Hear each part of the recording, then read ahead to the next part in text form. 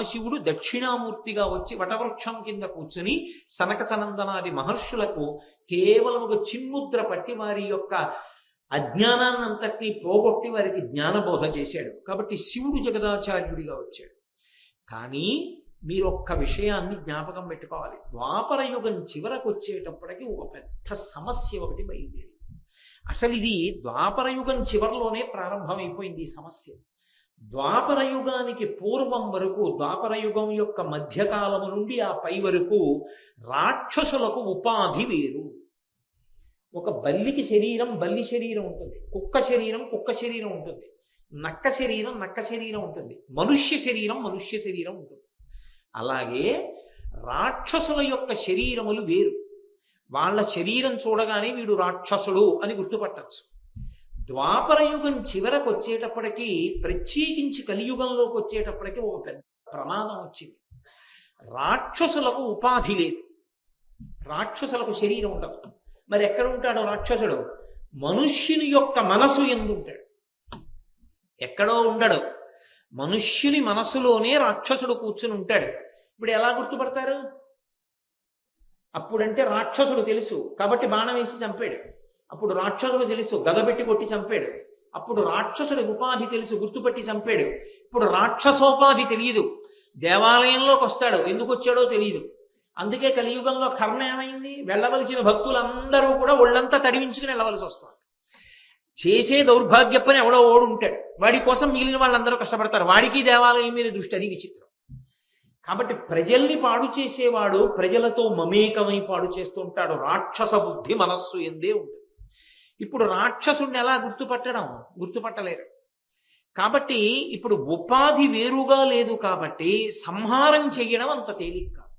ఇప్పుడు కృష్ణ భగవానుడి యొక్క ప్రతిజ్ఞకి చిన్న ఇబ్బంది వచ్చింది. ఆయన ఏమన్నాడు? వినాశాయచ దుష్కృతాం, నేను దుష్కర్మలు చెడ్డ పనులు చేసేవారిని చంపేస్తానన్నాడు. అంటే ఆయన ఉద్దేశ్యం ఏమిటి? రాక్షస సంహారం చేస్తాను. ఇప్పుడు మనుష్యులలో చెడ్డ పనులు చేసేవాళ్ళు అని గుర్తుపట్టి చంపేయడం పరమేశ్వరుడికి పెద్ద విషయం కాదు, చంపేస్తాడు.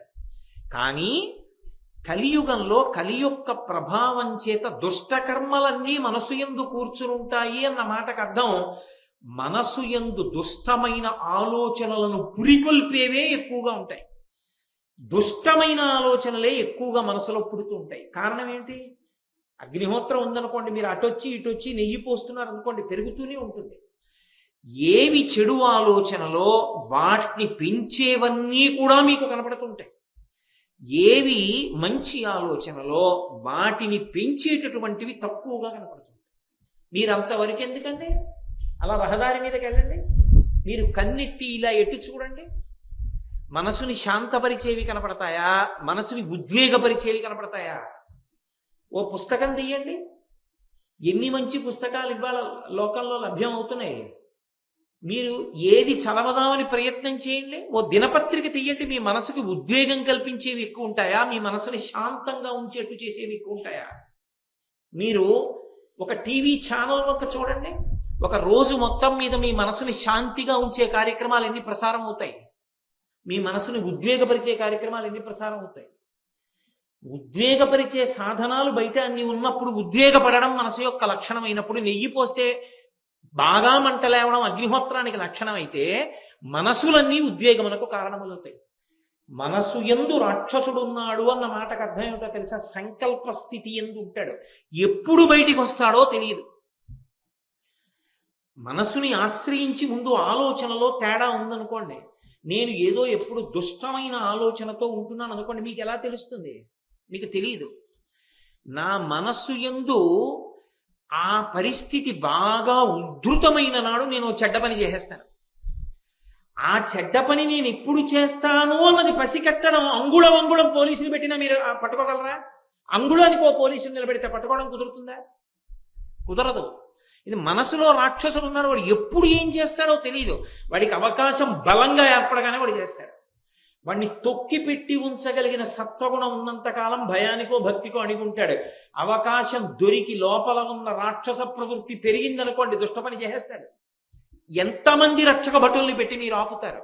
ఎలా సాధ్యం అవుతుంది? వినాశాయచ దుష్కృతాం ఎలా సాధ్యం కలియుగంలో? ఇది పెద్ద సమస్య అయింది. కారణం రాక్షసోపాధి మనుష్యోపాధి విభాగం లేదు. ఆ ఉపాధి ఈ ఉపాధి వేరుగా లేవు. రాక్షసుడు మనుష్యుని యందు కూర్చునున్నాడు. మనస్సు యందు ఉండడం అత్యంత ప్రమాదకరం. ఎందుకో తెలుసా? అన్నిటికన్నా ప్రమాదకరమైన విషయం ఏమిటి అంటే, మీకు ఎప్పుడైనా సరే ఒక చెడ్డ పని ఎలా చెయ్యొచ్చో తెలిసి ఉండడం. ఎందుకనంటే వ్యూహము ఉన్న తరువాతే అది కార్యరూపాన్ని పొందడానికి పెద్ద అంతరం ఏమి ఉండదు. ఇంకా అసలు ఈ తప్పు పని ఇలా చెయ్యొచ్చు అని నాకు తెలిసిందనుకోండి, దాన్ని అలా అమలు చెయ్యమన్న ఆలోచన నాలో ఎప్పుడో అప్పుడు తీవ్రతరం ఉంటుంది.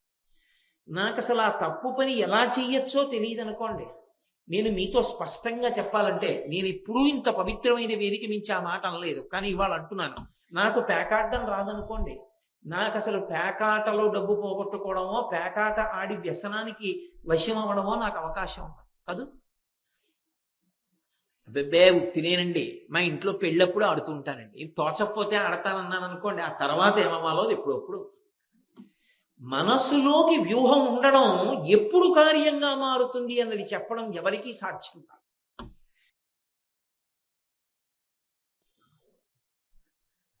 యథార్థమునకు ఈ భూమండలం మొత్తం మీద భగవంతుణ్ణి చేర్చడానికి మనుష్యకోటికంతటికీ సాధనంగా చెప్పబడినటువంటి శాస్త్రముతో కూడుకున్నటువంటి ఏకైకమైనటువంటి విశ్వాసము సనాతన ధర్మం ఒక్కటే.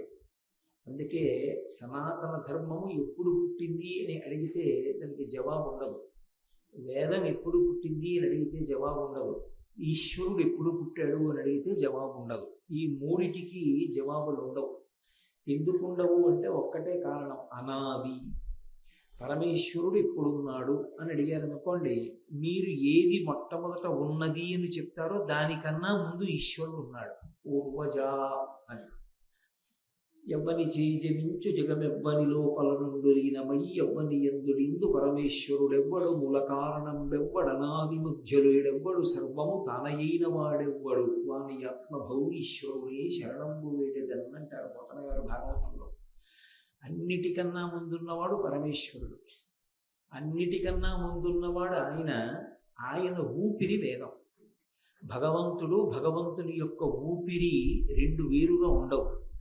ఆ వేదము ఈశ్వరుని యొక్క ఊపిరి అయితే, ఆ వేద మంత్రములను ధ్యాన స్థితి యందు విన్నటువంటి వారిని ఋషులు అని పిలిచారు.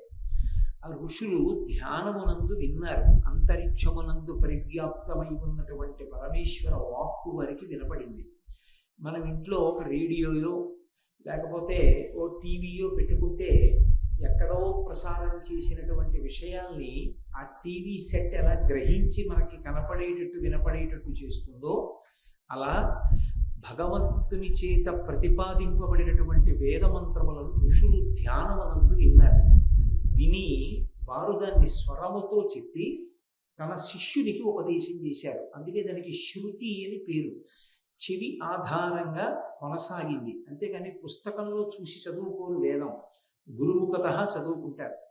అలా చదువుకుంటారు కాబట్టి దానికి శృతి అని పేరు. అటువంటి శృతి ఏదైతే ఉందో, ఆ శృతి భగవంతుడు ఎప్పుడున్నాడో అప్పుడే అది కూడా ఉంది. భగవంతుని చేత చెప్పబడినటువంటి వేదము ప్రమాణముగా స్వీకరించి భగవంతుణ్ణి చేరుకోవడానికి మార్గముగా స్వీకరించి ధరించేటటువంటి జనులతో కూడుకున్నటువంటి ఈ విశ్వాసమునకు పేరు ఉండవలసినటువంటి అవసరం ఒకనాడు ఉండేది కాదు. ఎందుచేత? అది తప్ప ఇంకొకటి ఉంటే పేరు పెట్టి పిలవాలి దీన్ని గుర్తుపట్టడానికి. అది తప్ప ఇంకొకటి లేనప్పుడు దానికి పేరు ఎందుకు? అందుకే దాన్ని ఎవరు పేరు పెట్టి పిలవలేదు. హిందూ మతము అని ఒక పేరుంది కదేంది అంటారు. హిందూ మతము అన్న పేరు నిజానికి మనం పెట్టుకున్నది కాదు, ఋషి ప్రోక్తము కాదు. పాశ్చాత్యులు ఏదో సింధు నదిని దాటి ఈవలికి వచ్చినప్పుడు సింధు నదీ పరివాహక ప్రాంతము నుండి ప్రారంభమైనటువంటి ఈ ధర్మము కనుక దీనికి హిందూ అని ఒక పేరు ఉంచారు. అగ్ని ఆరాధనము కలిగినటువంటిది కనుక హిందూ అని ఒక పేరు ఉంచారు. కానీ యథార్థంగా మాట్లాడితే అసలు పేరు లేదు ఈ ధర్మానికి. అందుకే సనాతనము ఎంతటి ప్రాచీనమో ఎవరికి తెలియదు. దీనికి ఒకరితో పుట్టినది కాదు, ఒకరి మతిలోంచి వచ్చింది కాదు.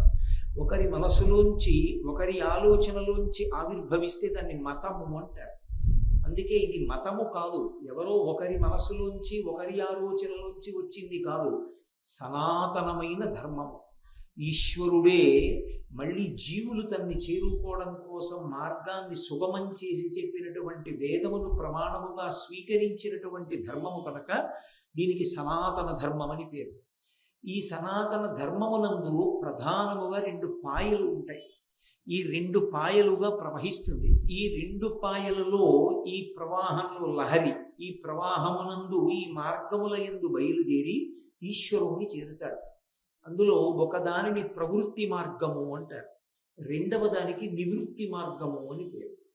ప్రవృత్తి మార్గము అన్న మాటకు అర్థం ఏమిటంటే, బాహ్యమునందుండేటటువంటి విషయములను చూస్తూ సంసారమునందు ప్రవేశించి భగవంతుడు ఎలా కర్మ చెయ్యమని చెప్పాడో, భక్తితో ఎలా జీవించమని చెప్పాడో అలా జీవిస్తూ భక్తితో కూడినటువంటి కర్మాచరణము చేత అనుగ్రహించినటువంటి పరమేశ్వరుని యొక్క ప్రసాదంగా జ్ఞానములు పొంది, ఆ జ్ఞానము వలన ఇక మళ్ళీ పుట్టవలసినటువంటి అవసరాన్ని పోగొట్టుకునేటటువంటి ప్రక్రియకి ప్రవృత్తి మార్గం అని పేరు. అందుకే ప్రవృత్తి మార్గంలో ఆంతరముగా ఈ ఆశ్రమ మార్పు అన్నది ఉంటుంది. మీరు దాన్ని కొంచెం జాగ్రత్తగా పట్టుకోవలసి ఉంటుంది. ఆశ్రమము యొక్క మార్పు అంటే మొట్టమొదట బ్రహ్మచర్యము, బ్రహ్మచర్యము నుండి గృహస్థాశ్రమము, గృహస్థాశ్రమము నుండి వానప్రస్థము, వానప్రస్థము నుండి సన్యాసం. ఇందులో ఏ ఆశ్రమము సుఖదాయకమైనది అని ప్రశ్న వేశారనుకోండి, అసలు ఏ ఆశ్రమము కూడా యథార్థములకు సుఖదాయకము కాదు. సుఖము కొరకు ఆశ్రమంలో ప్రవేశించడం అన్నది ఉండదు. ఒక దుఃఖాన్ని పోగొట్టుకోవడానికి, వేరొక దుఃఖాన్ని పొందడానికి ఆశ్రమం మారాడు అని పిలుస్తారు. అందుకే ఒకడు వివాహం చేసుకుంటున్నాను అని శుభలేఖ పట్టుకొచ్చి ఇచ్చాడు అనుకోండి, ఆయన వేరొక దుఃఖంలోకి ప్రవేశిస్తున్నాడని గుర్తు. అదేమిటండి మీరు అలా అంటారు, కొంచెం అన్యాయంగా మాట్లాడుతున్నారేమో ఆలోచించండి అని అనుకోకండి. నేను యథార్థం చెప్తున్నాను. మీకు తేలికగా అర్థం అవ్వాలంటే నేను ఒక ఉపమానం చెప్తాను, మీరు పట్టుకుంటారు. నాకు చాలా కడుపు నొప్పిగా ఉందనుకోండి, అది దుఃఖమా కాదా, బాధ కాదా? చాలా కడుపు నొప్పిగా ఉంది. ఇప్పుడు ఆ కడుపు నొప్పి తగ్గడానికి నేను ఆముదం తాగాను. ఆముదం తాగడం ఏం సంతోషంగా ఉంటుంది? అదేం కొబ్బరి నీళ్ళే, ఏం సంతోషంగా ఉండదు. అయినా బలవంతంగా ఆముదం తాగాను. ఆముదం తాగడం ఎందుకు అంటే ఈ దుఃఖాన్ని అనుభవించడం ఎందుకంటే కడుపు నొప్పి అన్న దుఃఖం పోవడానికి.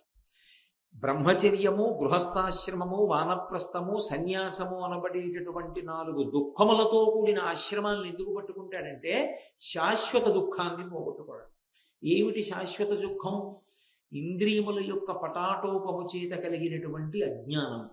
ఆ అజ్ఞానము నుండి బయటపడాలి అంటే ఈ ఆశ్రమాల్లో మార్పు పొందాలి. ఈ దుఃఖాన్ని అనుభవిస్తూ ఆముదంతాగి కడుపు నొప్పి పోగొట్టుకున్నట్టు ఈ ఆశ్రమంలోకి ప్రవేశించి ధర్మాన్ని పట్టుకుని ఈశ్వరుణ్ణి చేరుకోవాలి. అందుకే ఆశ్రమాన్ని పండించుకున్నాడండి ఆయన అంటారు.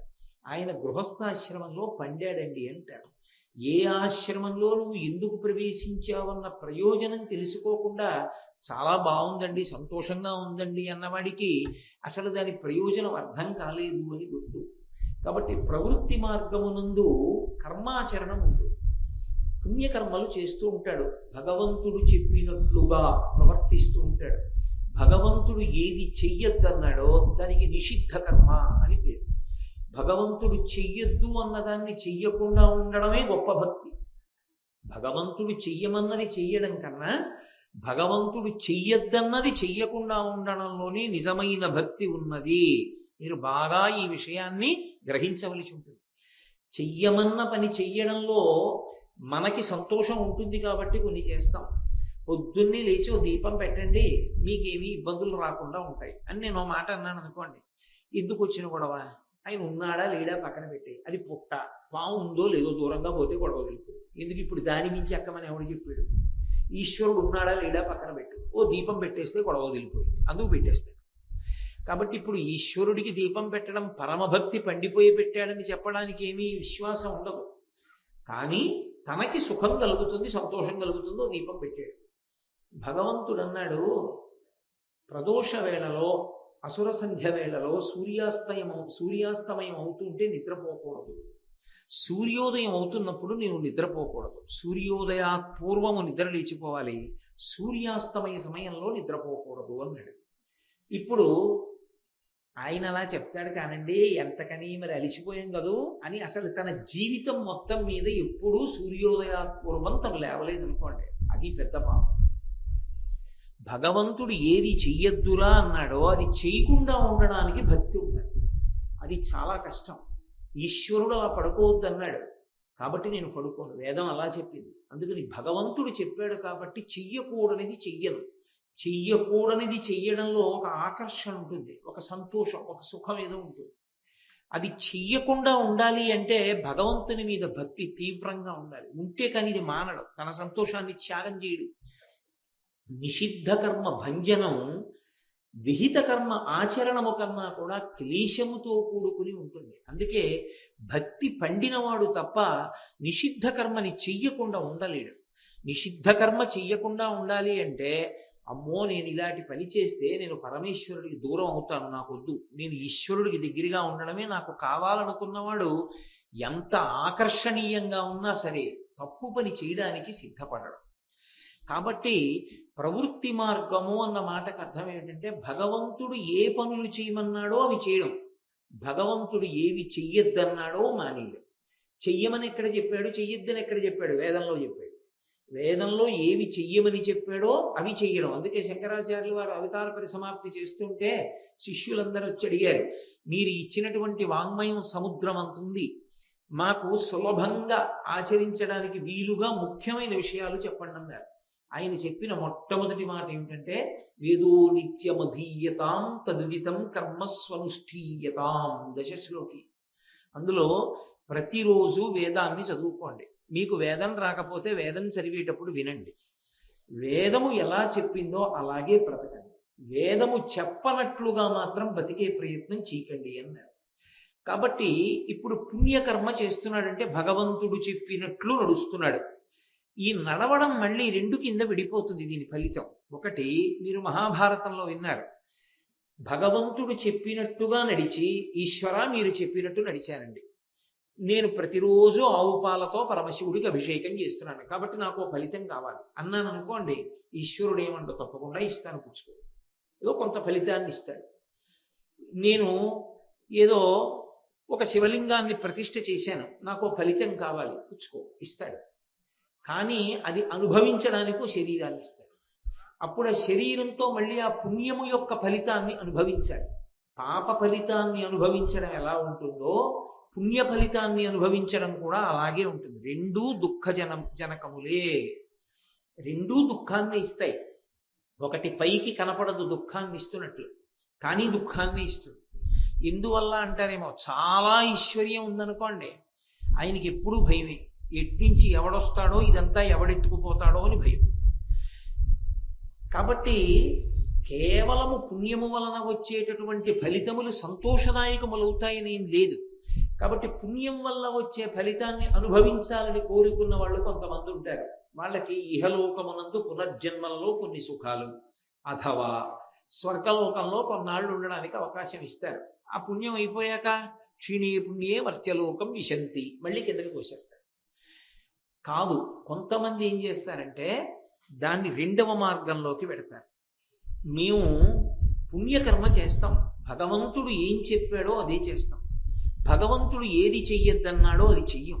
మేము ఎందుకు అలా ఉంటామో తెలుసా? మాకేదో పుణ్యం రావాలని, అది మళ్ళీ అనుభవించాలని కాదు, మాకు చిత్తశుద్ధి కలిగి జ్ఞానం కలగాలి.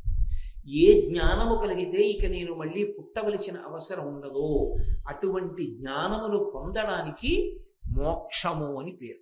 మోక్షము అంటే ఎప్పుడో చచ్చిపోయిన తర్వాత వచ్చేది మోక్షం అనుకోకూడదు. మోక్షము అన్న శబ్దాన్ని రెండుగా అన్వయం చేస్తారు. ఒకటి జీవన్ముక్తుడు, రెండు విదేహముక్తి అని రెండు మాటలు. జీవన్ముక్తుడు అన్న మాటకు అర్థం ఏంటంటే శరీరంతో ఉండి ఈ శరీరము నేను కాదు, నేను ఆత్మ అన్న భావనతో నిరంతరము స్థిరీకరణ పొంది అనుభవంలో ఉంటారు. అపరోక్షానుభూతి అంటారు శంకరాచార్యులు వారు. నాలా నోటితో చెప్పడం కాదు, ఆత్మని అనుభవంలోకి తెచ్చుకుంటాడు. తాను ఆత్మగా మిగిలిపోతాడు, నేను శరీరం కాదు అంటాడు. నడిచే దేవుడిని పేర్గాంచినటువంటి మహాపురుషులు కంచికామకోటి పీఠాధిపత్యం వహించిన చంద్రశేఖరేంద్ర సరస్వతి మహాస్వామి వారికి శరీరం వృద్ధాప్యాన్ని పొందినప్పుడు కన్ను కనపడడం మానేసింది, కేటరాక్ట్ వచ్చింది. ఆయనకి ఆ కన్ను ఆపరేట్ చేస్తా ఉన్నారు డాక్టర్లు. ఆయన తనని ముట్టుకోవడానికి ఒప్పుకోలేదు, అందుకని ఆపరేట్ చేయడం కుదరలేదు. ఆఖరికి డాక్టర్లు ఆయనకి కంటికి ఆ శుక్లం అడ్డొచ్చి పడుతున్న ఇబ్బంది చూసి, అయ్యా మడి కట్టుకుని ముట్టుకుని ఆపరేట్ చేస్తాం అన్నాడు. మడి కట్టుకుని ముట్టుకోవడానికి ఆయన ఒప్పుకున్నారు. కానీ ఒక షరతు, ఎనస్థీషియా ఇవ్వకూడదు, అంటే నాకు మత్తు ఇవ్వకూడదు. మత్తు ఇవ్వకుండా మీరు కన్ను శస్త్రచికిత్స చేయండి. అయ్య బాబోయ్, మత్తు ఇవ్వకుండా కంటికి శస్త్రచికిత్స చేయడం అంటే తట్టుకోగలరా? ఆయన అన్నారు, నేను ధ్యానంలోకి వెళ్ళిపోతాను. నేను ధ్యానంలోకి వెళ్ళిపోయినప్పుడు శరీరం నుంచి విడిపోతాను. విడిపోయి నేను ఏ వస్తువుని చూస్తున్నానదో దానితో తాదాత్మ్యత చెందుతాను. అప్పుడు నాకు ఈ శరీరములకు సంబంధించిన ధ్యాస ఉండదు. ఈ ఊళ్ళోనే ఉన్నారు మహానుభావుడు పొందినటువంటి సమాధి స్థితిని చూస్తుండేవారు. వెళ్ళి పల్లకీలో కూర్చుని ఉండిపోతుండేవారు ఆయన. అని ఆయన ధ్యానమునందు ప్రవేశించారు. వైద్యులు వెళ్ళి ఆయన కన్ను కోసి శుక్లాన్ని తొలగించారు. తొలగించి తరువాత ఆయనే ధ్యానంలోంచి బహిర్ముఖులయ్యారు. ఆ తర్వాత ఆయన కళ్ళజోడు పెట్టుకు తిరుగుతూ ఉండేవారు. అది అటువంటి స్థితిని, అంటే ఇక్కడే శరీరంతో ఉండి కూడా ఈ శరీరము నేను కాదు, ఆత్మ నేను అన్న అనుభవంలోకి ప్రవేశిస్తే జీవన్ముక్తుడు అంటాడు. అయినా ప్రారంధం అయిపోయే వరకు మాత్రం శరీరంతో ఉంటారు. ఆఖరిని ఎప్పుడు ఆ శరీరం పడిపోయే సమయం ఆసన్నం అవుతుంది. అప్పుడు సాక్షిగా చూస్తారు ఆ శరీరం పడిపోవడాన్ని. ఏం పెద్ద హడావిడి చేయరు, తెలుస్తుంది పడిపోతోంది శరీరం, ఆ సమయం ఆసన్నం అయింది. ఏమీ బెంగపెట్టుకోరు. పరమాచార్య స్వామి వారి శరీరం విడిచిపెట్టేస్తున్న సమయంలో జయేంద్ర సరస్వతి, శంకర విజయేంద్ర సరస్వతి స్వాములు ఇద్దరు వచ్చి, మేము మెద్రాస్ పట్టణం వెళుతున్నాం అన్నారు. వెళ్ళి రండి, శుభం భూయాత్. వాళ్ళిద్దరు వెళ్ళిపోయారు. పక్కన ఎప్పుడు పరిచారికుడు ఉంటాడు, పీఠాధిపతి చక్రవర్తితో సమానం పరిచారికుడు ఉంటాడు. ఏదో వంక పెట్టి పంపించేశారు. తల్లిగారి ఒక చిత్తరువు తెప్పించుకుని ఒక్కసారి అమ్మ వంక చూశారు. శరీరం ఇచ్చినది అమ్మ. ఈ శరీరములోకి మళ్ళీ రాకుండా అవసరం లేని జ్ఞానం ఇచ్చిన వారు గురువు గారు. కలవై వంక తిరిగి గురువు గారికి నమస్కారం చేశారు. శరీరం వదిలిపెట్టేశారు. విదేహముక్తి అంటారు. అంటే శరీరాన్ని కూడా వదిలిపెట్టి అంతటా నిండిపోయిన ఆత్మస్వరూపులు అయిపోతారు. ఇప్పుడు పరమాచార్య స్వామి వారు ఎక్కడ ఉన్నారు అని మీరు నన్ను అడిగారు అనుకోండి, పరమాచార్య స్వామి వారే మాట్లాడుతున్నారు ఈ పక్కన కొంచెం. మీకు వినపడేది కోటేశ్వరరావు గారు మాట్లాడినట్టు, నేను మాట్లాడేది కాదు. మహానుభావుడైనటువంటి పరమాచార్య స్వామి వారే అనుగ్రహిస్తారు. వారు భగవాన్ రమణులు, శంకర భగవత్పాదులు, వారందరూ ఆ స్థాయిని పొందినటువంటి వారు. వారి శరీరము కనపడదు, కానీ వారు అన్నీ తెలుసుకుంటూ ఉంటారు. అందుకే ఇప్పటికీ కంచిలో బృందావనం దగ్గరికి వెళితే ఆయన అంత్యవాసులు వెళితే పేరు చెప్తారు, స్వామి ఫలానా వారు వచ్చారు అని చెప్తారు. ఎందుకంటే వారు గ్రహిస్తారు. విదేహముక్తి అంటారు. శరీరాన్ని విడిచిపెట్టేసి అంతటా నిండిపోయిన ఆత్మగా ఉండిపోతారు. ఇప్పుడు కొంతమంది పుణ్యకర్మాచరణము చేసి దానికి ఏదో ఫలితం కావాలి, డబ్బులు కావాలి, దశకం కావాలని అడగరు. మాకు చిత్తశుద్ధి కావాలని అడుగుతారు. దాని వలన ఏమవుతుందంటే పూర్వజన్మలలో చేసుకున్న పాపరాశి కూడా ధ్వంసమైపోతుంది.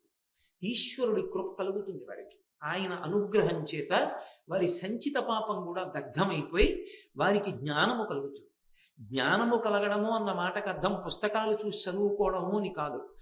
ఏది శాశ్వతమైనదో ఆ ఆత్మ అనుభవంలోకి వస్తుంది. ఆ ఆత్మ అనుభవంలోకి రాగానే వారు ఆత్మగా మిగిలిపోతారు. అదే పునరావృత్తి రహిత శాశ్వత శివ సాయుధ్య స్థితికి కారణమవుతుంది. కాబట్టి ప్రవృత్తి మార్గమునందు ఒకటి ఇహమునందు సౌఖ్యము, పారలౌకిక సౌఖ్యము, అంటే స్వర్గాది లోకములను పొందడానికి కొంత హేతు. మాకు అలా అక్కర్లేదనుకున్న వాళ్ళకి చిత్తశుద్ధికి కారణమవుతుంది. దాన్ని ప్రవృత్తి మార్గం అంటారు. కొంతమంది ఈ ప్రవృత్తి మార్గంలో నడవరు, నివృత్తి మార్గంలో నడుస్తారు. ముందుకి నడిస్తే ప్రవృత్తి మార్గం అంటారు. భగవంతుడు చెప్పినటువంటి పనులు ఏ ఉన్నాయో, చెయ్యొద్దన్న పనులు ఏ ఉన్నాయో చూసుకుని చెయ్యొద్దన్నవి మానేయడం, చెయ్యమన్నవి చెయ్యడం, అది ప్రవృత్తి మార్గం. పనులు చేస్తూ ఉంటాడు కాబట్టి కర్మ మార్గంలో ముందుకు వెడుతూ ఉంటాడు. నివృత్తి మార్గం అలా కాదు, లోపలికి పెడతాడు, తనలోకి తాను పెడతాడు. అంటే బయటికి వెళ్ళడం ఉండదు, ఇక లోపలికి వెడతాడు. అంతర్ముఖ సమారాధ్య బహిర్ముఖ సుదుర్లభ. లోపలికి వెళ్ళడం అంటే నయితి నయితి నయితి నయితి అని ధ్యానమనందు పరిశీలన చేస్తాడు. అదే పతంజలి అయితే అష్టాంగ యోగం అంటాడు. ఇది నేను కాదు, నేను కాదు, నేను కాదు. ఏది నేను కాదు? ఇది నేను, ఇది నేను అంటుంటాం మనం. ఇది నేను కాదు, ఈ శరీరం నేను కాదు. ఈ శరీరము నుండి జీవుడు పైకి వెళ్ళిపోయినప్పుడు కూడా ఇంకా ఇది ఉంటుంది, కానీ అప్పుడు ఇది ఉన్నదని ఎవరు అంటలేదు. కాబట్టి ఇది నేను కాదు, మనస్సు నేను కాదు, ఇంద్రియము నేను కాదు. నేనెవరు? శివోహం శివోహం, ఆత్మ నేను అని నివృత్తి మార్గంలో ఒక్కొక్క దాన్ని విడిచిపెడుతూ పెడతాడు. ఆ విడిచిపెట్టడాన్ని నయితి నయితి నయితి నయితి అంటాడు. సుందరకాండలో స్వామి హనుమ ఒక్కొక్కరిని చూస్తారు, ఈవిడ సీతమ్మ కాదు, నయితి నయితి నయితి నయితి. ఎంతకాలం? అసలు ఆత్మ అనుభవంలోకి రాగానే కన్నుల వెంట నీళ్లు కారిపోయి ఆనందంలో నిలబడిపోతాడు. అందుకే బాష్ప పర్యాకులీక్షణ, సీతమ్మ తల్లి కనపడినప్పుడు కన్నుల వెంట ధారలు కారిపోతూ ఉండిపోయాడు. అందుకే సుందరకాండ పారాయణ కాండ, యోగికి ఆత్మ అనుభవంలోకి వచ్చిన కాండ. కాబట్టి ప్రవృత్తి మార్గము, నివృత్తి మార్గము, ఇవి వేదము చేత ప్రతిపాదింపబడినటువంటి మాటలలో అత్యంత సారవంతమైన విషయములై ఉంటాయి ఈ ప్రవృత్తి నివృత్తి మార్గములు. ఇవి ద్వాపర యుగం చిట్ట చివరికి వచ్చేటప్పటికి పెద్ద వైక్లభ్యాన్ని పొందాయి. కృష్ణ పరమాత్మ ఉన్నారు. కృష్ణ పరమాత్మ ద్వాపర యుగం చివరిలో అవతార పరిసమాప్తి చేశారు. పరిపూర్ణావతారమైనటువంటి కృష్ణ భగవానుడు ఈ లోకంలో తన అవతార కాలమునందు ధర్మ సంస్థాపన కొరకు ఎంత ప్రయత్నం చేశాడు మహానుభావుడు. ఉద్యోగ పర్వం మీరు వింటారు. ఉద్యోగ పర్వంలో రాయబారం కూడా నిర్వహించాడు. ఆయనకి అన్నీ తెలిసి, యుద్ధం జరిగి తీరుతుందని ఆయనకి తెలుసు, తెలిసి కూడా రాయబారాన్ని నిర్వహించాడు. ఇంత ప్రయత్నం చేసి రాక్షస సంహారం చేసి భూభారం తగ్గించి ఇన్ని చెయ్యడంలో ఆయనకి జ్ఞాన మార్గాన్ని బోధ చేయడానికి, ఒక ఆచార్యుడిగా నిలబడడానికి అంత సమయం కలిసి రాలేదు. మిగిలిన విషయాలకే ఆయనకి సమయం సరిపోయింది. కానీ ఆయన ఈ లోకానికి ప్రస్థానత్రయంలో ఒకటైనటువంటి భగవద్గీతనిచ్చాడు. ఆ భగవద్గీతని ఇస్తూ భగవద్గీత, ఉద్ధవ గీత అని 2 గీతల్ని ఇచ్చాడు. అనుగీత అని ఒక సమయంలో మళ్ళీ గీతని మాట్లాడాడు, అది అనుగీత. కాబట్టి గీతల్ని అన్ని రకాలుగా మాట్లాడాడు. అందులో భగవద్గీతలో కృష్ణ భగవానుడు ఒక మాట అన్నాడు, యదా యదా హి ధర్మస్య గ్లానిర్భవతి భారత అభ్యుత్థానమధర్మస్య తదాత్మానం సృజామ్యహం అన్నాడు. ఎప్పుడెప్పుడు ధర్మమునకు హాని కలుగుతుందో, ఎప్పుడెప్పుడు ధర్మము చెనకబడుతుందో అప్పుడప్పుడు ధర్మాన్ని నిలబెట్టడానికి మళ్ళీ నేను అవతారం తీసుకుంటాను. అవతారము అన్న మాటకు అర్థం మళ్ళీ భూమి మీదకి రావడం, ఈ మాంసనేత్రం చేత చూడడానికి వీలైనటువంటి రూపాన్ని పొందడం. ఇప్పుడు నేను అలా వస్తాను ప్రతి యుగంలో అని ప్రతిజ్ఞ చేస్తూ ఆయన ఒక మాట అన్నాడు, పరిత్రాణాయ సాధూనాం వినాశాయ చ దుష్కృతాం ధర్మ సంస్థాపనార్థాయ సంభవామి యుగే యుగే. నేను రావడానికి కొన్ని కారణాలు ఉన్నాయి, ఆ కారణాల వల్ల వస్తాను. ఏమిటా కారణాలు? పరమ భాగవతోత్తములైనటువంటి వారు భగవంతుణ్ణి ఒక రూపంతో నేను చూడకుండా ఉండలేనని కోరుకుని పరితపిస్తే వారి యొక్క కోరిక తీర్చడానికి వారు మాంసనేత్రముతో చూడడానికి వీలైనటువంటి ఒక భౌతికమైన ఆకృతిని పొంది ఈ భూమి మీద తిరుగుతారు. లేకపోతే ఈశ్వరుడు సర్వవ్యాపకుడు, అంతటా ఉంటాడు. మాంసనేత్రం మనకు గోచరము కాడు. పాలలోనే ఉన్న నెయ్యి ఎలా కనపడదో అలా విశ్వమునందు పరివ్యాప్తమై ఉన్నటువంటి విష్ణువు కనపడడం. హరిమయము విశ్వమంతయు, హరి విష్ణుమయుండు, హరి విశ్వమయుండు, హరిమయము కాని ద్రవ్యము పరమాణువు లేదు వంశపావన వింటే అంటారు శుకాచార్యుల వారు పరీక్షితుతో. అసలు ఈ విశ్వం అనబడేదంతా విష్ణువే, అంతా ఆయనే నిండి ఉంటాడు. అంతర్బహిశ్చ తత్సర్వం వ్యాప్య నారాయణ స్థిత, లోపల బయట ఉన్నది ఆయన ఒక్కడే. కానీ ఆయన కనపడడు, మాయ వలన నామరూపాత్మకమైనటువంటి జగత్తు కనపడుతుంది. ఇలా కనపడి ఉన్నప్పుడు పరమభక్తితో నేను అంతటా నిండిపోయిన పరమాత్మని చూడలేను కనుక నా కంటితో చూడడానికి వీలుగా నాకు ఈ రూపంలో కనపడాలి భగవంతుడని కోరుకున్న భక్తుడి కోరిక తీర్చడానికి ఎలా కోరుకున్నాడో అలా కనపడతాడు తప్ప అది ఆయన రూపం కాదు. భక్తుడి కోరిక కోసం వస్తాడు. ఒక ఆయన నాకు గుర్రంలా కనపడన్నాడు, వస్తాడు. నాకు పందిలా కనపడనడు వస్తాడు, నాకు ఏనుగులా కనపడ వస్తాడు, నాకు దీపంలా కనపడు వస్తాడు, నాకు మనుష్యునిలా కనపడు వస్తాడు. ఎలా భక్తుడు కోరుకున్నాడో అలాగే వస్తాడు.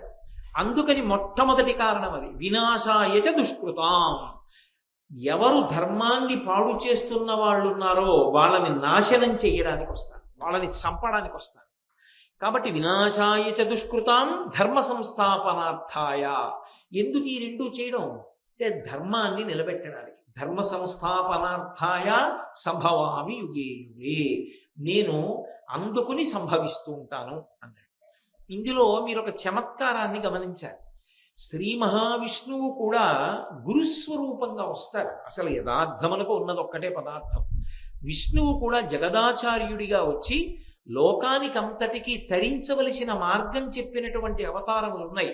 అటువంటి విష్ణువు యొక్క అవతారములలో అత్యంత ప్రముఖమైన అవతారము శ్రీకృష్ణ భగవానుడు. ఆయనే జగద్గురువు. అందుకే కృష్ణం వందే జగద్గురు అంటాం. అలాగే దత్తాత్రేయ స్వామి వారు విష్ణువు యొక్క అవతారం, జగద్గురువు. అలాగే హంసావతారం విష్ణువు యొక్క అవతారం, జగద్గురువు. అలాగే హయగ్రీవుడు జ్ఞానానందమయం దేవం నిర్మల స్ఫటికాకృతిం ఆధారం సర్వవిద్యానాం హయగ్రీవం ఉపాస్మహే అని. ఆ హయగ్రీవుడే అగస్త్యుడికి లలితా సహస్రనామ స్తోత్రాన్ని ఉపదేశం చేశాడు. హయగ్రీవుడు విష్ణువు యొక్క జ్ఞానావతారం, అంటే గురువుగా వచ్చినటువంటి అవతారం. పరమశివుడు కూడా వచ్చాడు, దక్షిణామూర్తిగా వచ్చాడు. అందుకే చిత్రం వటతరోర్మూలే వృద్ధా శిష్య గురుర్యువా గురోస్తు మౌనం వ్యాఖ్యానం శిష్యాస్తు చిన్న సంశయా గురవే సర్వలోకానాం భిషజే భవరోగిణాం నిధయే సర్వ విద్యానాం దక్షిణామూర్తయే నమః. పరమశివుడు దక్షిణామూర్తిగా వచ్చి వటవృక్షం కింద కూర్చుని సనక సనందనాది మహర్షులకు కేవలం ఒక చిన్ముద్ర పట్టి వారి యొక్క అజ్ఞానాన్నంతటినీ పోగొట్టి వారికి జ్ఞానబోధ చేశాడు. కాబట్టి శివుడు జగదాచార్యుడిగా వచ్చాడు. కానీ మీరు ఒక్క విషయాన్ని జ్ఞాపకం పెట్టుకోవాలి. ద్వాపర యుగం చివరకు వచ్చేటప్పటికి ఒక పెద్ద సమస్య ఒకటి బయలుదేరి. అసలు ఇది ద్వాపర యుగం చివరిలోనే ప్రారంభమైపోయింది ఈ సమస్య. ద్వాపర యుగానికి పూర్వం వరకు, ద్వాపర యుగం యొక్క మధ్యకాలము నుండి ఆ పై వరకు రాక్షసులకు ఉపాధి వేరు. ఒక బల్లికి శరీరం బల్లి శరీరం ఉంటుంది, కుక్క శరీరం కుక్క శరీరం ఉంటుంది, నక్క శరీరం నక్క శరీరం ఉంటుంది, మనుష్య శరీరం మనుష్య శరీరం ఉంటుంది. అలాగే రాక్షసుల యొక్క శరీరములు వేరు. వాళ్ళ శరీరం చూడగానే వీడు రాక్షసుడు అని గుర్తుపట్టచ్చు. ద్వాపర యుగం చివరకు వచ్చేటప్పటికీ, ప్రత్యేకించి కలియుగంలోకి వచ్చేటప్పటికీ ఒక పెద్ద ప్రమాదం వచ్చింది. రాక్షసులకు ఉపాధి లేదు, రాక్షసులకు శరీరం ఉండదు. మరి ఎక్కడ ఉంటాడో రాక్షసుడు? మనుష్యుని యొక్క మనసు యందు ఉంటాడు, ఎక్కడో ఉండడు. మనుష్యుని మనసులోనే రాక్షసుడు కూర్చుని ఉంటాడు. ఇప్పుడు ఎలా గుర్తుపడతారు? అప్పుడంటే రాక్షసుడు తెలుసు కాబట్టి బాణం వేసి చంపాడు. అప్పుడు రాక్షసుడు తెలుసు, గద పెట్టి కొట్టి చంపాడు. అప్పుడు రాక్షసుడి ఉపాధి తెలుసు, గుర్తుపట్టి చంపాడు. ఇప్పుడు రాక్షసోపాధి తెలియదు, దేవాలయంలోకి వస్తాడు, ఎందుకు వచ్చాడో తెలియదు. అందుకే కలియుగంలో కర్మ ఏమైంది? వెళ్ళవలసిన భక్తులందరూ కూడా ఒళ్ళంతా తడివించుకుని వెళ్ళవలసి వస్తుంది. చేసే దౌర్భాగ్య పని ఎవడో ఓడు ఉంటాడు, వాడి కోసం మిగిలిన వాళ్ళందరూ కష్టపడతారు. వాడికి దేవాలయం మీద దృష్టి, అది విచిత్రం. కాబట్టి ప్రజల్ని పాడు చేసేవాడు ప్రజలతో మమేకమై పాడు చేస్తూ ఉంటాడు. రాక్షస బుద్ధి మనస్సు ఎందే ఉంటుంది. ఇప్పుడు రాక్షసుడిని ఎలా గుర్తుపట్టడం? గుర్తుపట్టలేరు. కాబట్టి ఇప్పుడు ఉపాధి వేరుగా లేదు కాబట్టి సంహారం చెయ్యడం అంత తేలిక కాదు. ఇప్పుడు కృష్ణ భగవానుడి యొక్క ప్రతిజ్ఞకి చిన్న ఇబ్బంది వచ్చింది. ఆయన ఏమన్నాడు? వినాశాయచ దుష్కృతాం, నేను దుష్కర్మలు చెడ్డ పనులు చేసేవారిని చంపేస్తానన్నాడు. అంటే ఆయన ఉద్దేశ్యం ఏమిటి? రాక్షస సంహారం చేస్తాను.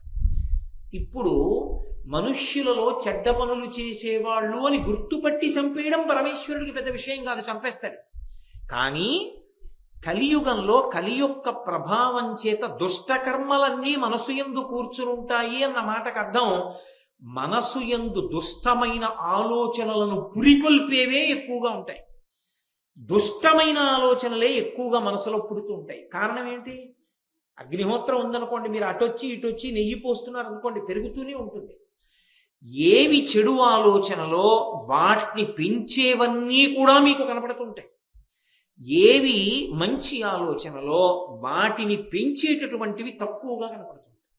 మీరు అంతవరకు ఎందుకండి? అలా రహదారి మీదకి వెళ్ళండి, మీరు కన్నెత్తి ఇలా ఎటు చూడండి, మనసుని శాంతపరిచేవి కనపడతాయా, మనసుని ఉద్వేగపరిచేవి కనపడతాయా? ఓ పుస్తకం తీయండి, ఎన్ని మంచి పుస్తకాలు ఇవాళ లోకంలో లభ్యం అవుతున్నాయి. మీరు ఏది చదవదామని ప్రయత్నం చేయండి. ఓ దినపత్రిక తీయండి, మీ మనసుకి ఉద్వేగం కల్పించేవి ఎక్కువ ఉంటాయా, మీ మనసుని శాంతంగా ఉంచేట్టు చేసేవి ఎక్కువ ఉంటాయా? మీరు ఒక టీవీ ఛానల్ ఒక చూడండి, ఒక రోజు మొత్తం మీద మీ మనసుని శాంతిగా ఉంచే కార్యక్రమాలు ఎన్ని ప్రసారం అవుతాయి, మీ మనసుని ఉద్వేగపరిచే కార్యక్రమాలు ఎన్ని ప్రసారం అవుతాయి. ఉద్వేగపరిచే సాధనాలు బయట అన్ని ఉన్నప్పుడు ఉద్వేగపడడం మనసు యొక్క లక్షణం అయినప్పుడు, నెయ్యి పోస్తే బాగా మంటలేవడం అగ్నిహోత్రానికి లక్షణం అయితే, మనసులన్నీ ఉద్వేగమునకు కారణములవుతాయి. మనసు యందు రాక్షసుడున్నాడు అన్న మాటకు అర్థం ఏమిటో తెలుసా? సంకల్ప స్థితి యందు ఉంటాడు, ఎప్పుడు బయటికి వస్తాడో తెలియదు. మనసుని ఆశ్రయించి ముందు ఆలోచనలో తేడా ఉందనుకోండి, నేను ఏదో ఎప్పుడు దుష్టమైన ఆలోచనతో ఉంటున్నాను అనుకోండి, మీకు ఎలా తెలుస్తుంది? మీకు తెలియదు. నా మనస్సు యందు ఆ పరిస్థితి బాగా ఉద్ధృతమైన నాడు నేను చెడ్డ పని చేసేస్తాను. ఆ చెడ్డ పని నేను ఎప్పుడు చేస్తాను అన్నది పసికట్టడం, అంగుళం పోలీసులు పెట్టినా మీరు పట్టుకోగలరా? అంగుళానికి ఓ పోలీసులు నిలబెడితే పట్టుకోవడం కుదురుతుందా? కుదరదు. ఇది మనసులో రాక్షసుడు ఉన్నాడు, వాడు ఎప్పుడు ఏం చేస్తాడో తెలియదు. వాడికి అవకాశం బలంగా ఏర్పడగానే వాడు చేస్తాడు. వాడిని తొక్కి పెట్టి ఉంచగలిగిన సత్వగుణం ఉన్నంతకాలం భయానికో భక్తికో అణిగుంటాడు.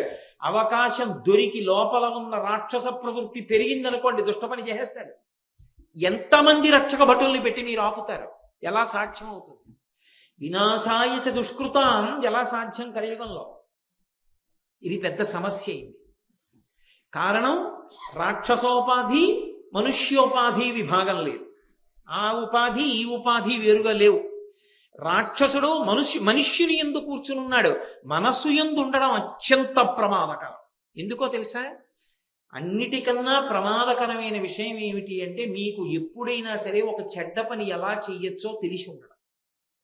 ఎందుకనంటే వ్యూహము ఉన్న తర్వాతే అది కార్యరూపాన్ని పొందడానికి పెద్ద అంతరమేమి ఉండదు. ఇంకా అసలు ఈ తప్పు పని ఇలా చెయ్యొచ్చు అని నాకు తెలిసిందనుకోండి, దాన్ని అలా అమలు చెయ్యమన్న ఆలోచన నాలో ఎప్పుడో అప్పుడు తీవ్రతరం అవుతుంది. నాకు అసలు ఆ తప్పు పని ఎలా చెయ్యొచ్చో తెలియదు అనుకోండి, నేను మీతో స్పష్టంగా చెప్పాలంటే, నేను ఎప్పుడూ ఇంత పవిత్రమైన వేదిక మించి ఆ మాట అనలేదు, కానీ ఇవాళ అంటున్నాను. నాకు పేకాడడం రాదనుకోండి, నాకు అసలు పేకాటలో డబ్బు పోగొట్టుకోవడమో, పేకాట ఆడి వ్యసనానికి వశం అవ్వడమో నాకు అవకాశం కాదు. అబ్బే ఉత్తినేనండి, మా ఇంట్లో పెళ్ళప్పుడు ఆడుతూ ఉంటానండి, తోచకపోతే ఆడతానన్నాను అనుకోండి, ఆ తర్వాత ఏమవ్వాలో ఎప్పుడప్పుడు. మనసులోకి వ్యూహం ఉండడం ఎప్పుడు కార్యంగా మారుతుంది అన్నది చెప్పడం ఎవరికీ సాధ్యం కాదు.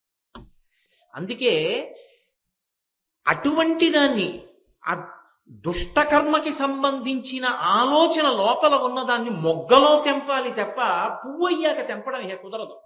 అది అవకాశాన్ని తీసుకుంటుంది, ఎప్పుడో అప్పుడు తీసుకుంటుంది జీవితం మొత్తం మీద. ఒకసారి తీసుకున్న తర్వాత ఎంత కిందకి జారిపోయారో ఇక లెక్క కట్టడం కష్టం. అందుకే చాలా విషయాలు తెలియకుండా ఉండడం మంచిది. చెడ్డ విషయాలు తెలియకపోవడం తప్పేం కాదు, చాలా సల్లక్షణం. అందుకే నిషిద్ధ కర్మ భంజనము. నాకు అసలు దానిలో ప్రవేశం లేదండి, నాకు తెలీదు అని నేను అన్నాను అనుకోండి, అది సల్లక్షణం. నాకు తెలుసు కానండి నేను చేయను అన్నాను అనుకోండి, ఎప్పుడైనా చేసే అవకాశం. కాబట్టి కలియుగంలో ఉండేటటువంటి పెద్ద ప్రమాదం అంతా ఎక్కడుంటుందంటే, ఎవడు ఎప్పుడు ఏం చేస్తాడన్నది మీరు ముందు లెక్క కట్టి చెప్పడం ఎవరికీ సాధ్యం కాదు. వీడిప్పుడు ఈ పని చేస్తాడండి అని మీరు చెప్పలేరు. ఓ కళాశాలలో చదువుకుంటున్న విద్యార్థి ఎంతో దురాగతం చేస్తాడని ఎవరు ఊహించరంత దురాగతం ఎవడో చేస్తాడు. ఎక్కడి నుంచి అంటే మనసులో ఉంది ముందు ఆ భూతం, అది అవకాశం వచ్చినప్పుడు బయటికి వస్తుంది. వాడికి అది తెలియదు అనుకోండి. అలా తెలియ చెప్పకూడని వాళ్ళు చాలా మంది ఉంటారు లోకంలో. వాళ్ళకి తెలియకూడనివి చెప్పకూడదు, అందుకని ఇది అనవసరం అన్నారనుకోండి, చాలా మందికి తెలియవు. నువ్వు నిగ్రహం పాటించి తెలుసుకోకుండా ఉండు తప్ప మేము అన్నీ చెప్తామన్నారు అనుకోండి, ఆ నిగ్రహానుగ్రహ సమర్థత లేనివాడు తెలుసుకుని పాడైపోతాడు. అప్పుడు అందులో పెద్దవాళ్ళ దోషం కూడా ఉంది, మీరు కాదు అనడానికి అవకాశం ఉంది. కాబట్టి కలియుగమునందు ఈ రెండు ప్రమాదములు పటమరించాయి. ద్వాపర యుగం చివరకు వచ్చేటప్పటికీ కలియుగం ప్రారంభమయ్యేప్పటికీ మూడవ ప్రమాదం అంతకన్నా పెద్దదొచ్చింది. నేను మీతో మనవి చేశాను కదా, ప్రవృత్తి మార్గము నివృత్తి మార్గము అని రెండు మార్గములు. ఈ రెండు మార్గాలలోనూ ప్రవేశించి వేదంలో ఉన్న విషయాన్నే చెప్తున్నట్టుగా ఉంటాయి. వేదానికి దూరంగా జరిగిపోయినట్లు మీకు దొరకదు. వేదంలో ఉన్నదే కదండి చెప్తున్నాడు అనిపిస్తుంది. అటువంటివి 72 మతాలు బయలుదేరాయి. ఒక్క వేదాన్నే ప్రమాణం చేసి మాట్లాడుతున్నామన్నారు. న్యాయము, మీమాంస, వైశేషికము, చార్వాకము, బౌద్ధము, జైనము, ఇవన్నీ కూడా వేదాన్ని ప్రమాణంగా చేసుకుని మాట్లాడుతున్నాం అన్నాయి. కానీ వైదికములు కాకుండా పోయి. వైదికము అన్న మాటకు అర్థం ఏంటో తెలుసా? వేదాన్ని 100% అంగీకరించి మాట్లాడడం. వేదం ఏం చెప్పిందో అందులో ఉన్న విషయాన్ని యథాతథంగా నువ్వు మళ్ళీ సొంత బుద్ధితో ఒకటి ఒప్పుకొని ఒకటి ఒప్పుకోకపోతే వైదికం అందరం. వేదంలో భగవంతుని యొక్క రూపాలు అనేకం చెప్తుంది వేదం. నాకు ఇష్టమైన రూపం ఒకటి నేను చెప్పి నాకు ఇష్టం లేదు కాబట్టి మిగిలిన దాని పేరెత్తానంటే అది వైదికం కాదు, తప్పది, అది వైదికం అనరావు. నువ్వు వేదాన్ని పూర్తిగా అంగీకరించలేదు. వేదంలో ఏవి చెప్పబడ్డాయో అవన్నీ నువ్వు అంగీకరించగలిగితే వైదికం కాదు, వైదికము కాదప్పుడు. వేదంలో కొంత భాగాన్ని అంగీకరించావు, అప్పుడు ప్రమాణమును పూర్తిగా అంగీకరించలేదు కాబట్టి నాస్తిక్య బుద్ధి వచ్చిందంట. అది పెద్ద ప్రమాదం వచ్చింది కలియుగంలో. 72 మతములు ప్రబలైనటువంటివి. వీళ్ళందరూ కూడా వేదంలో ఉన్న విషయాన్నే చెప్తున్నాననేవారు. కర్మ మార్గం చెప్పినవాడు ఒకడు, అహింస అన్న పేరుతో చిత్ర విచిత్రమైన సిద్ధాంతాల్ని ప్రతిపాదన చేసిన వాడు ఒకడు, అసలు భోగమే తప్ప ఇవన్నీ ఏమీ లేవు అంటూ మాట్లాడిన వాడు ఒకడు, చార్వాకం. రకరకాలైనటువంటి వాదనలు బయలుదేరే. ఇందులో అసలు ఏది సప్రమాణం, ఏది పాటించాలి, ఏది పాటించకూడదు, అయోమయం అయిపోయింది ప్రపంచం. అయిపోయి ఈ 72 వాదనల యొక్క మాయలో పడిపోయి ఎవరిష్టం వచ్చిన మార్గం వాడు పట్టుకున్నాడు. మార్గంలో విడిపోవడం ప్రధానం కాదు, అది వైదికం కానప్పుడు మీరు ఎక్కడ బయలుదేరారో అక్కడే ఉంటారు. అథవా ఉత్తర జన్మలలో ఇంకా కిందకి వెళ్ళిపోతారు. వైదిక ప్రక్రియ యందు మాత్రమే వెళ్ళవలసి ఉంటుంది. వేదం ఎలా చెప్పిందో అలాగే వెళ్ళాలి. ఇప్పుడు జనులందరూ మోసపోయి రకరకాలైన వేపుకు వెళ్ళిపోవడం ప్రారంభమైంది. కారణం, ఆకర్షణీయంగా మాట్లాడడం అలవాటైపోయింది. అసలు తన విశ్వాసంలో ఉన్నటువంటి బలమైన విషయం ఏమిటో చెప్పడం మాని పక్కదానిలో ఉన్నటువంటి లోపాన్ని ఎత్తి చూపించే వాళ్ళు ఎక్కువైపోయారు. లోపమని తను అనుకున్న తోటి ఎత్తి చూపిస్తూ ఉండడం. వేదం యొక్క ప్రమాణము నిరసింపబడింది. 72 అవైదికమైనటువంటి వాదనలు ప్రబలిపోయాయి. లోకాన్ని రక్షించేవాడు లేడు. వైదిక కర్మలు అడుగంటిపోయాయి. వైదిక కర్మ అన్న మాటకు అర్థం మీరు జాగ్రత్తగా పట్టుకోవాల్సి ఉంటుంది. వైదికము అన్న మాటలో అత్యంత ప్రధానమైన పాత్ర దేనిది అంటే అగ్నిహోత్రాన్ని. అగ్నిది అత్యంత ప్రధానమైన స్థానం. అగ్ని ముఖంగా హవిస్సులిచ్చి దేవతల్ని తృప్తిపరచడం అనేటటువంటి సిద్ధాంతము కేవలముగా ఒక్క సనాతన ధర్మమునందు మాత్రమే ఉన్నది. ఇక ఏ విశ్వాసమునందు లేదు. స్వాహ అంటూ అగ్ని ముఖంగా అగ్నిహోత్రము ద్వారా హవిస్సిచ్చి దేవతల్ని తృప్తిపరిచే ప్రక్రియ సనాతన ధర్మమునకు మాత్రమే చెందినది. ఇది అడుగంటిపోయి. ఇది అడుగంటిపోతే ధర్మచక్రానికి సమస్య వస్తుంది. ధర్మచక్రానికి సమస్య ఎందుకు వస్తుందని మీరు అడగచ్చు. మనం అగ్నిహోత్రంలో హవిస్సిస్తే ఆ హవిస్సు పుచ్చుకున్న దేవతలు సంతోషించి వర్షాన్ని కురిపిస్తారు. ఆ వర్షం వల్ల పంటలు పండితే మనం సంతోషంగా ఉంటాం, నీళ్లు దొరుకుతాయి. దేవతలు ఆగ్రహం చెందితే వానలు కురిపించరు, సుఖంగా ఉండనివ్వరు. ఏది ఎంత పరిమితిలో ఉండాలో ఆ పరిమితిని అది దాటుతుంది. భోగం ఎక్కువైపోయి వైదికం పోయిందనుకోండి, ఏవి ఎలా ఉండాలో అలా ఉండవు, వాటి హద్దుల్ని అతిక్రమిస్తాయి. సముద్రానికి చెలియలి కట్ట అని ఉంటుంది, అది దాటకూడదు చెలియలి కట్టని. సముద్రం చెలియలి కట్టని దాటడం మొదలు పెడుతుంది, దాటి ఊరు మీదకి వస్తుంది. అంటే దేవతాగ్రహమునకు కారణాలు అవన్నీ. ఎక్కడ దేవతలు తృప్తిగా ఉన్నారో అక్కడ అటువంటి పనులు జరగవు. దేవతలు తృప్తి పొంది ధర్మచక్రం తిరగాలంటే మనుష్యులు హవిస్సు ఇవ్వాలి. అగ్నిహోత్రంలోకి యజ్ఞయాగాది క్రతువులు జరగాలి. యజ్ఞయాగాది క్రతువులు చెయ్యక్కర్లేదన్న వాదనలు ప్రబలాయి. యజ్ఞం అక్కర్లేదు, యాగం అక్కర్లేదు, అవన్నీ హింసతో కూడుకున్నవి కాబట్టి అవన్నీ కాదు, అహింస అదే తరింపచేస్తుందని ఒక ప్రబలమైనటువంటి వాదం ఒకటి బయలుదేరింది. కాబట్టి వేదము ప్రమాణము అంటూనే ధర్మచక్రం తిరగడం ఆగిపోయింది. యజ్ఞయాగాది క్రతువులు లేవు, హవిస్సులు లేవు, దేవతలు సంతోషించట్లేదు, దేవతలకు ఆహారం లేదు, వాళ్ళు ఆగ్రహం చెందారు, వానలు లేవు, లోకమంతా కూడా అవ్యవస్థతో కూడుకున్నటువంటి స్థితి ఏర్పడిపోయింది. ఇప్పుడు ఇన్నిటిని చక్కదిద్దాలి. కేవలం ఏదో ఒక రాక్షస సంహారం చేయడానికో దేనికో అవతారం వచ్చేసినట్లుగా వచ్చేస్తానంటే సరిపోదు. ఇన్నిటినీ దిద్దగలిగినటువంటి అవతారం ఒకటి కావాలి. ఇప్పుడు బయలుదేరాల అవతారం. అందుకే దేవతలందరూ బయలుదేరి పరమేశ్వరుడి దగ్గరికి వెళ్ళారు. ఆ పరమశివుడు అవతారంగా రావాలి, వస్తాడు అని వేదం చెప్పింది. వేదమే చెప్పింది ఒకానొకప్పుడు ఇటువంటి పరిస్థితి వస్తుంది, వచ్చినప్పుడు వస్తాడు ఆయన. ఎప్పుడు వస్తుంది? వేదము యొక్క విషయాన్ని సమర్థించేటటువంటి పురాణములు కూడా నిర్ధారించాయి. వేదంలో, యజుర్వేదంలో రుద్రాధ్యాయంలో ఒక మాట ఉంది, నమ కపర్దిని చవ్యుక్త కేశాయ చ అని. పరమశివుడు ఒక్కడే కిరీటం పెట్టుకోడు. ఆయన ఎందుకు కిరీటం పెట్టుకోడు అంటే, ఆయన బ్రహ్మాండములకు నాయకుడు కాదు కాబట్టి పెట్టుకోడు అని చెప్పకూడదు. ఆయన కిరీటం పెట్టుకోవడానికి వీలైన రీతిలో ఆయన జటాజూటం ఉండదు. అంత పెద్ద జటాజూటంతో ఉంటాడు. వ్యోమవత్వ్యాప్త దేహాయ దక్షిణామూర్తయే నమః. అంత పెద్ద జటాజూటంతో ఉంటాడు. ఆ గంగమ్మ తడిసిపోయి ఉంటుంది లోపల. అరుణజటేశ్వరుడని ఆ తడి జుట్టు ఎర్రగా ఉంటుంది. ఆ పెద్ద జుట్టుముడితో ఉంటాడు. జుట్టుముడితో ఉన్నవాడు శివుడే. యుక్తకేశాయచ, బోడిగుండుతో ఉన్న శివుడు అక్కడ ఉన్నాడు. ఎవరా బోడిగుండుతో ఉన్న శివుడు? ఎవరో కాదు, ఆయనే. ఆ పరమశివుడే శంకరాచార్య స్వామి వారిగా వచ్చాడు.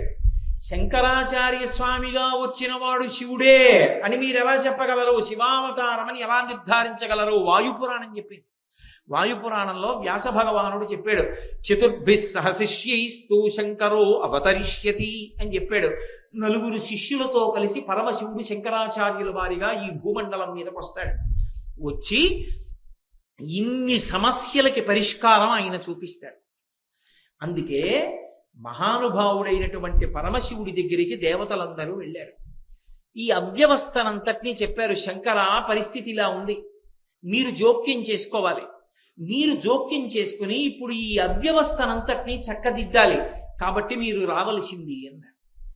పరమశివుడు అన్నాడు, నేను వస్తాను. నేను రావడానికి ముందరే కొంతమంది బయలుదేరాలి, నాకన్నా వెనక కొంతమంది రావాలి, నాతో కొంతమంది రావాలి. రామావతారం వచ్చినప్పుడు వానరులుగా దేవతాంశలు ఎలా వచ్చాయో అలా పరమేశ్వరుడు శంకర భగవత్పాదులుగా వస్తున్నప్పుడు మిగిలినటువంటి దేవతాంశలన్నీ కూడా కదిలే. మొట్టమొదట బయటికి వెళ్ళిన వాళ్ళు ఎవరు? కుమారస్వామి వెళ్ళాడు. సుబ్రహ్మణ్యేశ్వరుడు ఏ పరమశివుని యొక్క కుమారుడో ఆయన ముందు వెళ్ళాడు. కుమరిల భట్టు అన్న పేరుతో వెళ్ళాడు. చతుర్ముఖ బ్రహ్మగారు సరస్వతీదేవితో కలిసి కదిలాడు. అందుకే శంకరాచార్యుల వారి కన్నా సురేశ్వరాచార్యుల వారు పెద్దవారు వయస్సులో. ఆయన బయలుదేరి భారతదేశంలోకి వచ్చాడు. భారతదేశంలోకి వచ్చి కర్మ మార్గంలో స్థిరపడ్డాడు, మండనమిశ్రుడు అన్న పేరుతో. ఆయన భార్యగా సరస్వతీదేవే వచ్చింది, సరసవాణి అన్న పేరుతో. ఆవిడే ఉభయ భారతి అని పిలుస్తుంటారు. సరస్వతీదేవి సరసవాణిగా వచ్చింది. తోటకాచార్యుల వారు అగ్నిహోత్రుడు తోటకాచార్యుల వారిగా వచ్చాడు. హస్తామలకాచార్యుల వారు వాయుదేవుడు, శ్రీ మహావిష్ణువు పద్మపాదాచార్యుల వారు. ఇన్ని అంశాలతో ఇంతమంది కదిలేరు. కొంతమంది ముందు కదిలేరు, కొంతమంది వెనక కదిలేరు.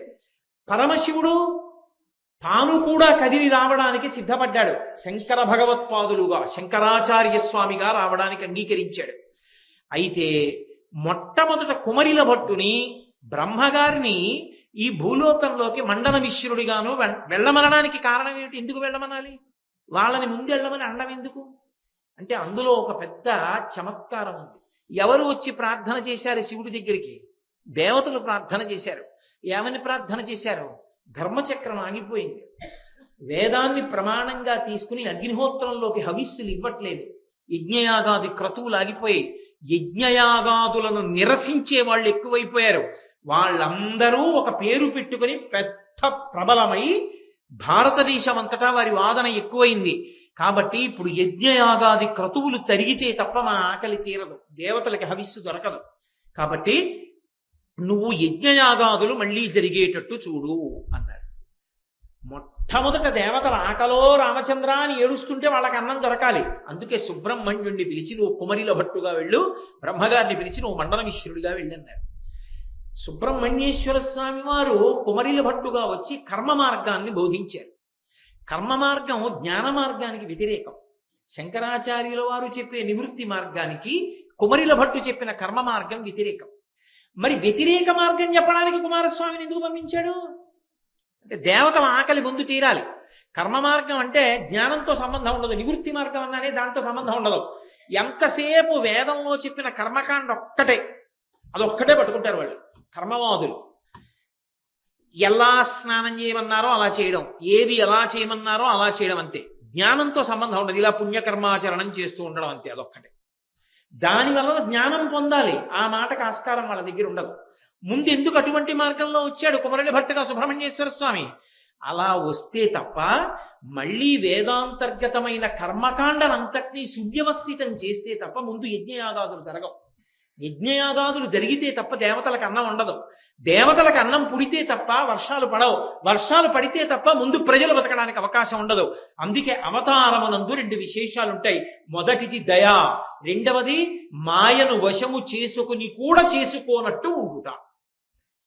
మీరు చాలా జాగ్రత్తగా పట్టుకోవాల్సి ఉంటుంది 2 విషయాలు. ఒకటి దయ, 2 మాయని వశం చేసుకుని కూడా చేసుకోనట్టు ఉంటారు ఒక్కొక్కసారి. ఎందుకలా అంటే మొట్టమొదటిది దయ. పరమశివుడు బయలుదేరి వస్తున్నాడంటే ఎందుకు వస్తున్నాడు? దయతో వస్తున్నాడు. శ్రీ మహావిష్ణువు రామావతారంగా వచ్చారంటే ఎందుకు వచ్చారు? దయతో వచ్చారు. శ్రీ మహావిష్ణువు కృష్ణావతారంగా వచ్చారంటే ఎందుకు వచ్చారు? దయతో వచ్చారు.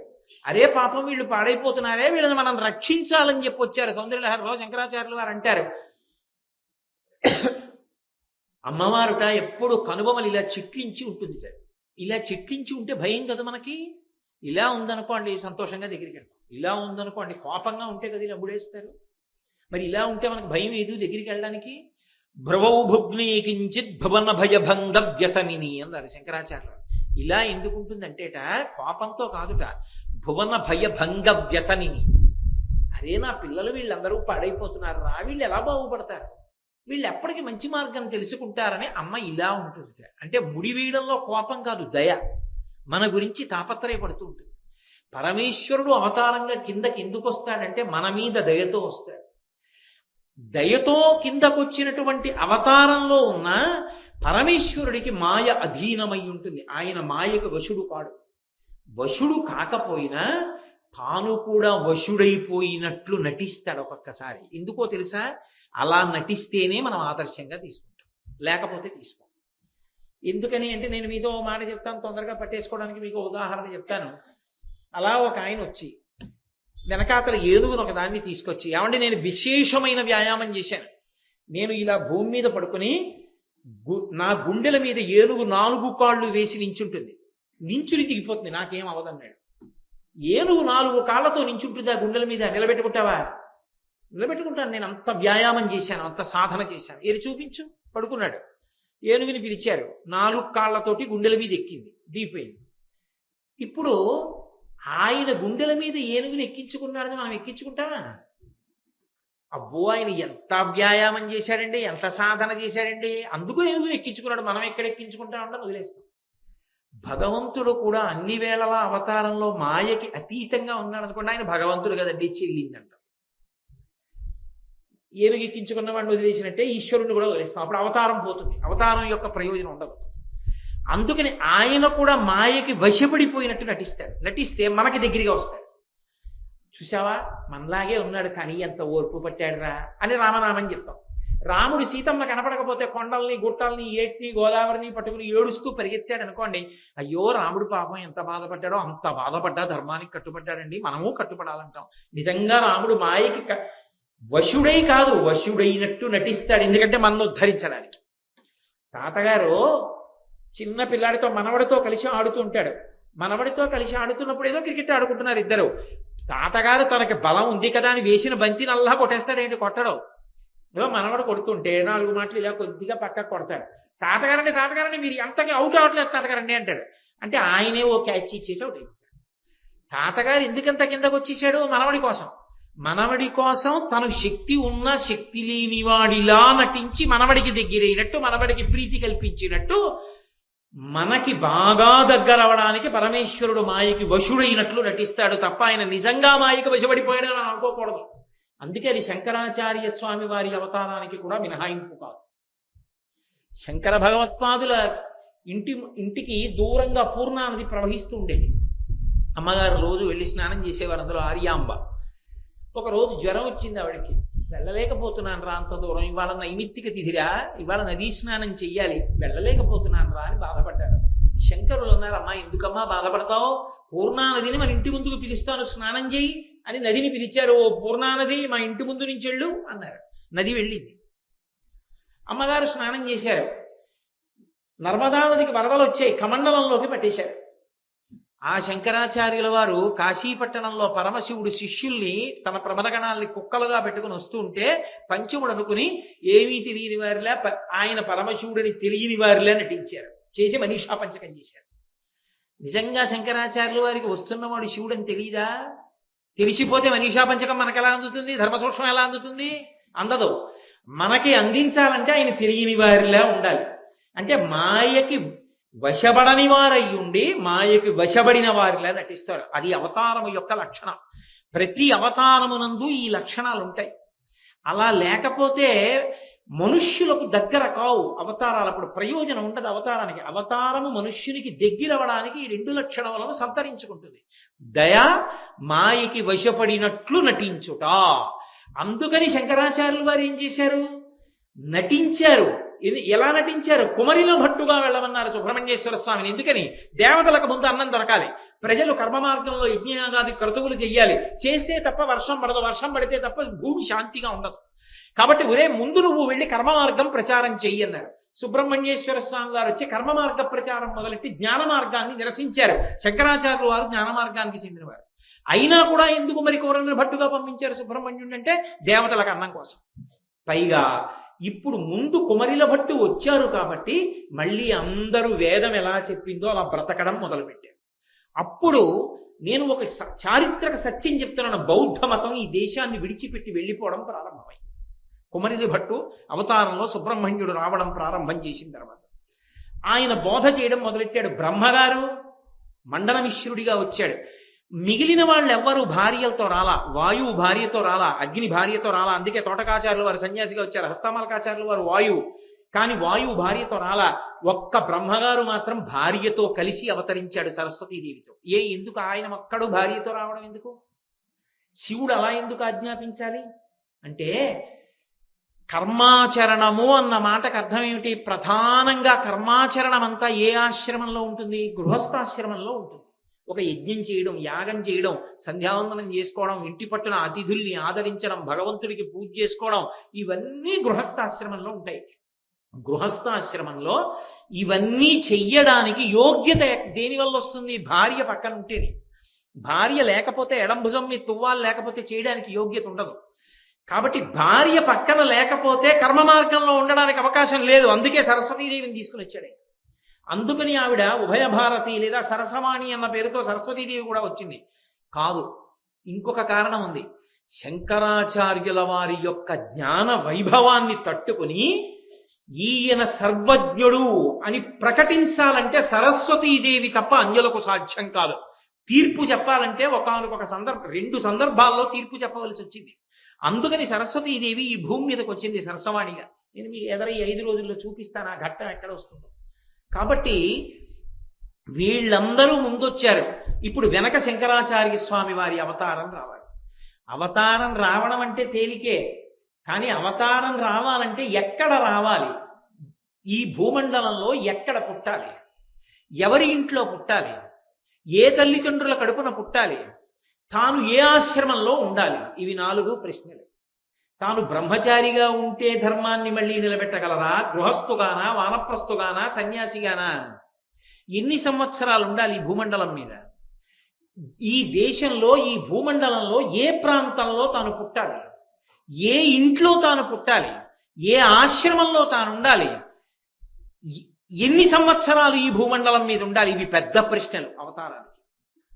ఈ 4 ప్రశ్నలకి పరిష్కారంగా ఆయన మొట్టమొదట ఎంచుకున్నది ఏది అంటే, నేను అవతార స్వీకారం చేసినప్పుడు కేరళ రాష్ట్రంలో స్వీకరిస్తాను, కేరళ రాష్ట్రంలో పుడతాను. కేరళ రాష్ట్రము అని పేరు ఎందుకు వచ్చిందంటే కొబ్బరి చెట్లు విపరీతంగా ఉంటాయి కాబట్టి కాదు, సముద్రమునకు పక్కన ఉన్నటువంటి భూభాగము కనుక కేరళ అని పేరు. అటువంటి కేరళ రాష్ట్రంలో పుడతాను అన్నారు. ఏమి కేరళ రాష్ట్రాన్ని ఎందుకు ఎంచుకోవాలి పరమశివుడు శంకరాచార్యుల వారి అవతారంగా రావడానికి అంటే దానికి ఒక కారణం ఉంది. ఈ భూమి అంతా కూడా ఒకానొకప్పుడు పరశురాముడు క్షత్రియ సంహారం చేసి తాను పొందాడు. 21 మార్లు భూమి అంతటినీ పర్యటించి ఏవో 1-2 వంశాలు, రామచంద్రమూర్తి పుట్టిన ఇక్ష్వాకు వంశం లాంటి వంశాన్ని తప్ప మిగిలిన వంశాలన్నీ అంతరించిపోయి అందరినీ చంపేశాడు తన గండ్రగొడ్డలతో. తండ్రిని ఆ కార్తవీర్యార్జునుడు సంహరించాడన్న క్రోధాన్ని కడుపులో పెట్టుకుని సంహారం చేశాడు. 21 మార్లు తిరిగి క్షత్రియులందరినీ సంహరించిన తరువాత సమస్త భూభాగము తనదైపోయింది. ఇంత భూభాగము తనదైపోయిన తర్వాత చాలా బాధపడ్డాడు. పుట్టినది బ్రాహ్మణుడిగా పుట్టాను, చేసినది క్షత్రియ సంహారం చేశాను, ఏకంగా శమంతక పంచకాన్ని నిర్మించా, ఈ నెత్తుటితో 5 సరోవరాలు పెట్టాడు హిమాలయ పర్వతాల మీద. మీరు ఆరణ్య పర్వంలో విన్నారు, అవి పవిత్ర జలాలయ్యాయి ఆయన ప్రార్థనకి తర్వాతి కాలంలో. ఇంత సంహార ప్రక్రియ చేశాను బ్రాహ్మణుడనయ్యుండి, కాబట్టి ఇప్పుడు ప్రాయశ్చిత్తంగా ఈ భూమినంతటినీ దానం చేసేస్తానన్నాడు. ఈ భూమినంతటినీ దానం చెయ్యాలి అంటే దానం పట్టుకోవడానికి యోగ్యుడు దొరకాలి. ఎవడికి పడితే వాడికి ఏది పడితే దానం చేయకూడదు. ధర్మశాస్త్రం తెలిసి అది ఆయనకి యుక్తమైతే, అది ఆయనకి చెందినదై ఉండవచ్చు అన్న సమర్థుడికి మాత్రమే దానం చెయ్యాలి తప్ప ఏది పడితే అది ఎవరికి పడితే వాళ్ళకి దానం చేయకూడదు. ఇంత భూమిని, సమస్త భూభాగాన్ని దానం పుచ్చుకోవాలంటే ఎవరు పుచ్చుకోవాలి? ఈ భూమండలం మీద ఉన్న సమస్త ప్రాణులకు తండ్రి ఒక్కడే.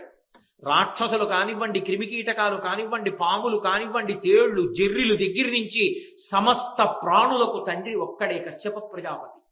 ప్రజాపతులు ఎందరో ఉన్నారు, కానీ పేరు పక్కన ప్రజాపతి అని పెట్టి పిలవం. ఒక్క కశ్యపుణ్ణి మాత్రం కశ్యప ప్రజాపతి అంటాం. ఎందుకని ఆ గౌరవం ఇచ్చారంటే, ప్రజాపతి శబ్దం ఎందుకు కలిపారంటే ఆయనకి పేరులో కలిపి పిలుస్తారు. ఇంతమందికి ఆయన తండ్రి. దితి అదితి వలననే వచ్చింది సంతానం అంతా, అలాగే మిగిలిన వారి వల్ల వచ్చింది. అటువంటి కశ్యప ప్రజాపతికి ఇవ్వాలి భూమి, ఇంతమందిని పోషించుకుంటాడు అని కశ్యప ప్రజాపతిని పిలిచి భూమిని దానం చేశాడు. ఆ దానం పుచ్చేసుకుని కశ్యప ప్రజాపతి అన్నాడు, ఈ భూమినంతా నాకు దానం చేసేశావు, ఈ భూమిని నాకు దానం చేసిన తర్వాతకి నీది కాదు. నీవు దానము చేసేసి నీది కాని దాని మీద నువ్వు ఉంటే నువ్వు దానం ఇచ్చింది మళ్ళీ నువ్వు అనుభవించినట్టు. నాకు మీరు పంచల్చాపు ఇచ్చేసి, అయ్యో పెద్ద అంచండి మేము చూడలేదు మళ్ళీ ఇచ్చేయండి, ఆదివారం మేము కట్టుకుంటాం, సోమవారం మీరు కట్టుకోండి అని అనుకున్న దానం అవుతుందా? అవదు. ఇచ్చేయడం అంటే ఇచ్చేయడమే, ఇక మీరు అనుభవించకూడదు. ఇదం నమమా, ఇది నాది కాదని ఇచ్చేయాలి. మరి భూమినంతా నాకు ఇచ్చేస్తే మళ్ళీ నువ్వు దీని మీద ఎలా ఉంటావు? ఉండడానికి వీల్లేదు, వెళ్ళిపోమన్నా. ఎక్కడికి వెళ్ళిపోవాలి పరశురాముడు అంటే? మరి ఎందుకన్నాడండి కశ్యప ప్రజాపతి అలా? పరశురాముణ్ణి అలా అంటే ఈ దేశానికి ఒక మహోపకారం జరుగుతుంది, అది తెలుసు కశ్యప ప్రజాపతి, అందుకన్నాడు. ఇప్పుడు పరశురాముడు ఏం చేశాడంటే, ఈ భూమి యొక్క చిట్ట చివర ఎక్కడుందో చూశాడు. హద్దు సముద్రం కాదు, పక్కన సముద్రం ఉండాలి. పక్కన సముద్రం ఉన్న వరకు వెళ్ళాడు. వెళ్ళి కేరళ రాష్ట్రం లేదప్పుడు, యువతలకి సముద్రం ఉంది, అక్కడ నిలబడి సహ్యాద్రి పర్వతం మీద నిలబడ్డాడు. నిలబడి సముద్రుడి వంక చూశాడు. చూసి, ఓ సముద్రుడా, నాకు ఇప్పుడు భూమి లేదు నిలబడడానికి, కశ్యప ప్రజాపతి వెళ్ళిపోమన్నాడు, అందుకని నీలో ఉన్న కొంత భూమిని నాకి నువ్వు వెనక్కి జరగన్నాడు. ఆ భూమి తన దానం చేసిన భూమిలో లేదుగా, అందుకని కొంత భూమిని విడిచిపెట్టి వెనక్కి వెళ్ళన్నాడు. అసలే పరశురాముడు ఆయన అనుకున్నంత వదలలేదనుకోండి మళ్ళీ గండ్రగొడ్డలు తీస్తాడు, ఎక్కువ వదిలేడనుకోండి అంతెందుకని గండ్రగొడ్డలు తీస్తాడు. అందుకని ఆయన అన్నాడు భయపడి, నేను ఇవ్వడం కాదు, నువ్వే నీ చేతిలో ఉన్న గండ్రగొడ్డల్ని విసురు, అది ఎక్కడ పడితే అక్కడ వరకు నేను వెనక్కి వెళ్ళిపోతానన్నాడు. సరేనని సహ్యాద్రి పర్వతం మీద నిలబడి పరశురాముడు విసిరాడు గండ్రగొడ్డల్ని. అది సముద్రంలో ఎక్కడ తగిలి కెరటం పైకి లేచిందో అక్కడి వరకు సముద్రుడు వెనక్కి వెళ్ళిపోయాడు. వెళ్ళిపోతే భూభాగం బయటికి వచ్చింది, దాన్ని పరశురామ క్షేత్రము అంటారు. అవన్నీ పరశురామ క్షేత్రాలు. ఇప్పుడు మనం చూస్తున్నటువంటి క్షేత్రాలు ఉన్నాయే, మూకాంబిక, ఆ క్షేత్రాలు ఉన్నటువంటి భూభాగములన్నీ పరశురాముడు సముద్రం నుంచి పైకి తీసుకొచ్చాడు. ఆ భూభాగములన్నే కేరళ రాష్ట్రం.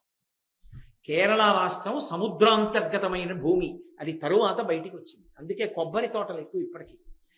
అటువంటి భూభాగమునందు పరశురాముడు ఉన్నాడు. బ్రాహ్మణుడు ఒక్కడు ఉంటే కార్యం నడవదు. బ్రాహ్మణుడికి పక్కన ఎవరో ఒకడు ఉండాలి సాయం. ఒకడు లేకపోతే కూర్చున్నవాడు అస్తమానం లేచిపోకూడదు. ఎవరో కావాలనుకుంటే పక్కన అందించేవాడు ఉండాలి. అందుకని ఎవరో ఒకరు ఉండాలి. బ్రాహ్మణులు లేకపోతే వేదం ఎలా నడుస్తుంది? హోమాలు ఎక్కడి నుంచి నడుస్తాయి? ఎందుకు ఆ భూభాగం అంతా ఆయనకప్పుడు? అందుకని బ్రాహ్మణుల్ని తీసుకురావాలి. సరే, తీసుకొచ్చాడు. మన ఆంధ్రదేశం నుంచి కూడా వెళ్ళారు బ్రాహ్మణులు. తీసుకువెళ్ళి ఏం చేశాడంటే, వీడు మళ్ళీ వెళ్ళిపోతారేమో, అబ్బాయి ఇక్కడ ఎవడుంటాడు లేని, అప్పటికి తడిగా ఉంది భూమి కొంత సముద్రం నుంచి బయటికి రావడంలో, తిరిగి వెళ్ళిపోతారేమోనని వెళ్లకుండా ఉండడానికి ఆచారకాండ మార్చాడు కొంత. అప్పుడు మధ్యశిఖా సంప్రదాయం వచ్చింది. సాధారణంగా శిఖ అంటే ఇక్కడ ఉంటుంది పిలక. ఆయన ఏం చేశాడంటే, ఇక్కడ కాదు పిలక మీరు ఇక్కడ పెట్టుకోవాలన్నాడు. అందుకే మీరు ఇప్పటికీ కేరళ రాష్ట్రానికి వెళితే నంబూద్రి బ్రాహ్మణులు మధ్యశిఖ పెట్టుకుంటారు, ఇక్కడ పెట్టుకుంటారు. శంకరాచార్యులు వారి తండ్రి గారిని మధ్యశిఖా సంప్రదాయం ఇక్కడ పెట్టుకున్నారు. శంకరాచార్యుల వారు ఆత్రేయ గోత్రీకులు, ఆత్రేయ గోత్రంలో పుట్టారు. కాబట్టి శివగురువు వారి తండ్రి గారు. అటువంటి మహానుభావుడు. ఆ మధ్యశిఖా సంప్రదాయం అక్కడ ఉంది. పరశురాముడు అక్కడ ఉన్నాడు కాబట్టి అందరూ వైదిక విధులను సక్రమంగా నిర్వహించేవారు. అటంతా సముద్రం కాబట్టి ఇతర విశ్వాసములకు చెందిన వారెవ్వరూ కూడా దాటి ఇటు పక్కకి రాలేదు. పర్వతం అడ్డు సముద్రం ఉండేది కాబట్టి అక్కడ ఆచారకాండ నిలబడింది. అటువంటి భూభాగమునందు నేను పుడితే ఎక్కడ ఆచారం నిలబడి ఉందో అక్కడ నేను అవతారం స్వీకరించాలి. ఎక్కడ వేద ప్రమాణం నిలబడిందో నేను అక్కడ అవతారం స్వీకరించాలి.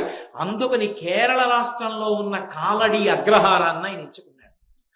కాలడి అగ్రహారంలో ఎవరికి జన్మించాలి? మళ్ళీ విద్యాధిరాజు అని ఒక మహానుభావుడు. ఆయన పేరుకి తగ్గ వ్యక్తి. విద్యాధిరాజు అంటే విద్యలకి రాజు. వేదంలో చెప్పబడినటువంటి అనేకానేకమైనటువంటి విషయములు శాస్త్రముల యందు పారంగతుడు. ఆయన కుమారుడే శివగురువు. ఆ శివగురువుకి సంతానం లేదు. ఆయన భార్య ఆర్యాంబ. ఈ శివగురువు ఆర్యాంబ విశేషమైనటువంటి భక్తి కలిగిన వాళ్ళు. అంత భక్తి కలిగిన కుటుంబం పరశురామ క్షేత్రంలో ఉన్న కాలడి అగ్రహారంలో ఉంది. ఇంత భక్తి కలిగిన వాళ్ళు కాబట్టి వీళ్ల కడుపున నేను పుట్టవచ్చు నిర్ణయం చేసుకున్నాడు. కేరళ రాష్ట్రంలో ఇప్పటికీ మీకు కనపడుతుంది. మీరు వెళ్ళి చూస్తే, లోపలికి అగ్రహారాల్లోకి వెళ్ళి చూస్తే ఒక సంప్రదాయం కనపడుతుంది. కావు అంటారు. అంటే కొన్ని ఎకరాల విస్తీర్ణం వరకు ఉంటుంది. మధ్యలో ఇల్లు ఉంటుంది. చుట్టూ ఆవృతి అంటారు. ఆవృతి కాదు, ఆకృతి. ఆ చుట్టూ తడిక కడతారు. చాలా దూరం వరకు ఉంటుంది. మిరియాలకి సంబంధించిన తీగలు పాకిస్తారు. ఆ మిరియం తీగ చెట్లను అల్లుకుని ఉంటుంది. ఇంట్లో కాయగూరలు అవి అన్నీ పండిస్తారు. గురువు గారిని తెచ్చుకుని ఇంట్లోనే ఉండిపోయి వేదం చదువుకుంటూ కొన్ని నెలల పాటు ఇంట్లోంచి బయటికి వెళ్లకుండా యజ్ఞయాగాది క్రతువులు చేస్తూ ఉండిపోతారు. ఒకవేళ బియ్యం లేకపోతే మాత్రం ఆ మిరియాలు ఇచ్చి బియ్యం ముచ్చుకుంటుంది ఇలా. అందుకని వాళ్ళు ఏదో బయట నుంచి తెచ్చి డబ్బు దాచి అలా కాదు. ఇప్పటికీ కావు సంప్రదాయం అని ఆ ఆకృతితో కూడిన కావు యందు ఉండిపోయి కేరళ రాష్ట్రంలో అంత గొప్పగా వేదాభ్యాసం చేస్తారు వాళ్ళు. అటువంటి కుటుంబాల్లో ఒక కుటుంబం ఆ విద్యాధిరాజు యొక్క కుటుంబం. కాబట్టి ఆ కుటుంబంలో నేను జన్మించాలి. ఆ శివగురువుకి ఆర్యాంబకి సంతానం లేదు. వాళ్ళకి సంతానం లేకపోతే సంతానం మాకు కలగలేదు, ఇంత భక్తితో ఉన్నాం, భగవంతుణ్ణి ఆరాధించాం అని వాళ్ళు భగవంతుణ్ణి విడిచిపెట్టిన వాళ్ళు కాదు, ఇంకా బాగా భగవంతుని యొక్క కాళ్ళు పట్టుకున్నవాళ్ళు. కాలడి అగ్రహారానికి త్రిచూర్ చాలా దగ్గరగా ఉంటుంది. త్రిచూర్, గురువాయూర్ చాలా దగ్గర క్షేత్రాలు. త్రిచూర్ స్టేషన్లో దిగి గురువాయూర్ పెడతాం. త్రిచూర్కి ఓ 30 కిలోమీటర్ల దూరం ఉంటుందేమో కాలడి అగ్రహారం ఉంటుంది. కాలడి అగ్రహారంలో ఉన్నారు కాబట్టి శివగురువు ఆర్యాంబకి త్రిచూర్ యొక్క వైభవం బాగా తెలుసు. త్రిచూర్ని మనం ఇవాళ త్రిచూర్ని పిలుస్తున్నాం కాబట్టి, కానీ దాని సంస్కృత నామం వృషాచలము. దాని పేరు వృషాచలం. ఎందుచేత? అది ఊరు మధ్యలో ఉన్న ఒక కొండ మీద ఉంటుంది. ఆ కొండయే నందీశ్వరుడు. నంది వృషభాకృతిని పొందింది, అక్కడ ధర్మాకృతిని పొందింది. అందుకే మీరు ఆ ఊరిలో వెళుతుంటే మధ్యలో ఎత్తైన కొండ మీద ఉంటాడు శివుడు. చిత్రం ఏమిటంటే ఆ ఊళ్ళో ఉన్నటువంటి ఆ వృషాచలము అనబడేటటువంటి క్షేత్రంలో ఉన్నటువంటి పరమేశ్వరుడు ఎన్నడూ కూడా ఉత్సవమూర్తి కూడా బయటికి రాదు. ఆ దేవాలయంలోంచి ఊరిరిగింపు అన్న పేరుతో పరమశివుని యొక్క ఉత్సవమూర్తి ఎన్నడూ బయటికి రాదు. ఒక్క మహాశివరాత్రి ఉత్సవం ఒకటే గొప్పగా జరుగుతుంది. ఇంకా ఆశ్చర్యం ఏమిటో తెలుసా? త్రిచూరులో ఏనుగుల పందాలు వేస్తారు. ఏనుగులతో పందాలు జరుగుతాయి. అది కూడా ఎలా? త్రిచూరికి చుట్టుపక్కల ఉన్న క్షేత్రాల్లో ఉన్న అన్ని దేవాలయాల్లో ఉన్న అమ్మవారి యొక్క ఉత్సవమూర్తుల్ని ఏనుగులు ఎక్కిస్తారు. ఈ ఏనుగులన్నీ కలిసి ఒక ప్రత్యేకమైన తిథి నాడు త్రిచూరు వస్తాయి. వచ్చి ఇవన్నీ దేవాలయంలోకి ఎడతాయి. వెళ్ళి వృషాచలేశ్వరుడికి ప్రదక్షిణం చేస్తాయి. ఆ ప్రదక్షిణం చేసినప్పుడు కుటుంబ మంటపము అని ఒక మంటపం, ఆ త్రిచూరులో వృషాచలేశ్వరుడి దేవస్థానంలోనే రామనారాయణుడు అన్న పేరుతో శివకేశవ అభేదమైన మూర్తి, రామచంద్రమూర్తి, వాళ్ళిద్దరి దేవాలయాలున్నాయి. ఇప్పటికీ కేరళలో ఆ మంటపం మనం ముఖమంటపము అంటాం, వాళ్ళు దాన్ని కుటుంబ మంటపము అని పిలుస్తారు. అక్కడ నృత్యము లేకపోతే శాస్త్ర చర్చ, భగవత్ సంబంధమైనటువంటి వేదపారాయణ అవన్నీ జరుగుతాయి. త్రిచూరులో జరిగినంతగా ఎక్కడా జరగవు, అన్ని జరుగుతుంటాయి ఆ మంటపంలో. ఈ చుట్టుపక్కల ఉన్న క్షేత్రాల్లో ఉన్న దేవతలందరినీ ఏనుగుల మీద కూర్చోపెట్టి ఈ ఏనుగులన్నీ దేవాలయంలోకి ఎడతాయి. పరమేశ్వరుడికి ప్రదక్షిణం చేస్తాయి. వృషాచలేశ్వరుడికి ప్రదక్షిణం చేసి బయటికి వచ్చేస్తాయి. బయటికి వచ్చి వాటిని ఒక వరుస క్రమంలో నించోపెడతారు. నించోపెట్టి పందెం కడతారు. అంటే ఈ ఏనుగులన్నీ పరిగెత్తాలి.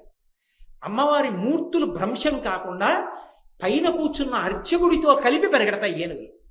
ఆ పరిగెడితే ఏనుగుల పందాలు చూసి తీరాలి. ఆ త్రిచూరులో అవి కొన్ని మైళ్ళ దూరం అలా పరిగెడతాయి. ఏ ఏనుగు ముందెళ్ళిందో ఆ ఏనుగు ఆ అమ్మవారు ఆ సంవత్సరంలో చాలా విశేషం. అయ్యవారు మాత్రం బయటికి రాడు. ఇంకా విచిత్రం ఏంటంటే త్రిచూరు క్షేత్రంలో అర్చకుడు 6 నెలలు ఉండాలి. 6 నెలలు పనిచేసే అర్చకుడు ఒకసారి దేవాలయంలోకి వెళ్ళేటప్పుడు చక్రవర్తిని ఎలా తీసుకెడతారో అలా తీసుకెడతారు మంగళ వాయిద్యాలతో. ఒకసారి గుళ్ళోకి వెడితే ఇక 6 నెలలు బయటికి రాకూడదు. పూర్ణ బ్రహ్మచర్యంతో 6 నెలలు గుడిలోనే ఉంటాడు. అంత శౌచంతో ఉంటుంది క్షేత్రం. 6 నెలలు దేవాలయంలోనే. 6 నెలల తర్వాత మళ్ళీ మేళతాళాలతో ఇంటికి తీసుకెడతారు. 2వ అర్చకుడు మేళతాళాలతో గుళ్ళో పెడతాడు. మళ్ళీ ఆయన గుళ్ళోనే ఉంటాడు.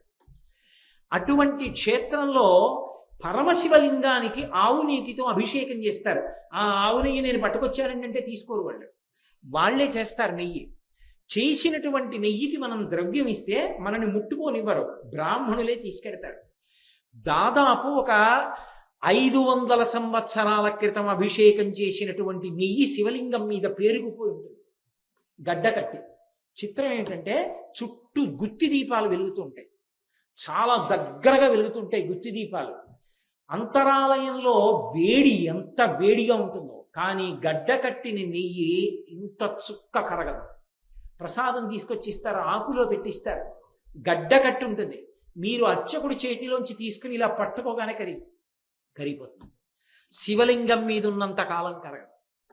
భారతదేశంలో ఆయుర్వేదం బాగా ప్రసిద్ధి చెందిన రాష్ట్రం కేరళ రాష్ట్రం. ఆయుర్వేదంలో ఏదైనా మందు తయారు చేయాలి అంటే తప్పకుండా ఆవు నెయ్యి ఉండాలి.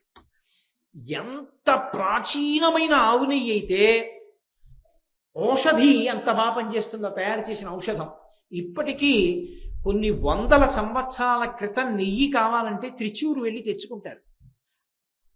ఇంకా చిత్రం ఏంటంటే నెయ్యి ఎక్కడుంటే అక్కడ చీమలు ఈగలు ఉంటాయి. మనకిక్కడ నరసింహస్వామి క్షేత్రం ఉంది, పానకాల నరసింహుడు అని మంగళగిరి. అంత బెల్లం అరగదీసిన చీమలు పట్టవు. త్రిచూరులో 300-400 సంవత్సరాల క్రితం అభిషేకం చేసి పేరుకున్నటువంటి నెయ్యి ఉన్నప్పటికీ ఒక చీమ కాని ఒక ఈగ కాని ఆలయం గడప దాటి లోపలికి వెళ్ళదు. అలాగే ఉంటుంది నీతి గడ్డ కట్టి. మీరు ఇప్పటికీ చూడొచ్చు త్రిచూరు వెళ్ళి. అంత గొప్ప క్షేత్రం. ఆ క్షేత్రానికి వెళితే సమస్త దోషములు తొలగిపోతాయి. అంత గొప్ప క్షేత్రం. శాస్త్రమునందు నమ్మకం ఉండాలి. గురువు గారి దగ్గర మనం ఎన్నాళ్ళు విన్నామన్నది కాదు. అన్నీ విని ఆ నీతిలో ఏమైనా కలుపుతారా అని అడిగాడు అనుకోండి, వాడికన్నా పనికి మాలిన వాడు ఇంకోటి లేడని గుర్తు. అన్నీ విని ఈ సభలోనే ఉన్న వాళ్ళు అలా అడిగిన వాడు నాకు తెలుసు, అందుకు చెప్తున్నాను.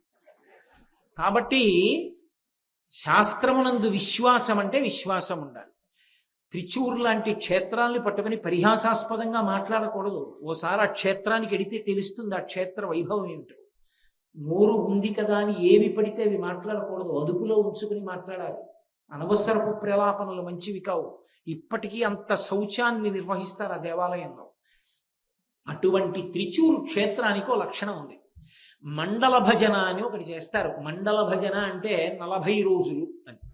40 రోజుల పాటు భజన అంటే ఏదో రామనామం ఏదో చెప్తూ చిడకలు మోగిస్తూ కూర్చోవడం అని కాదు. భజన అంటే భక్తితో జీవించుట. భక్తితో జీవించుట అంటే భార్యాభర్త కలిసి వెడతారు.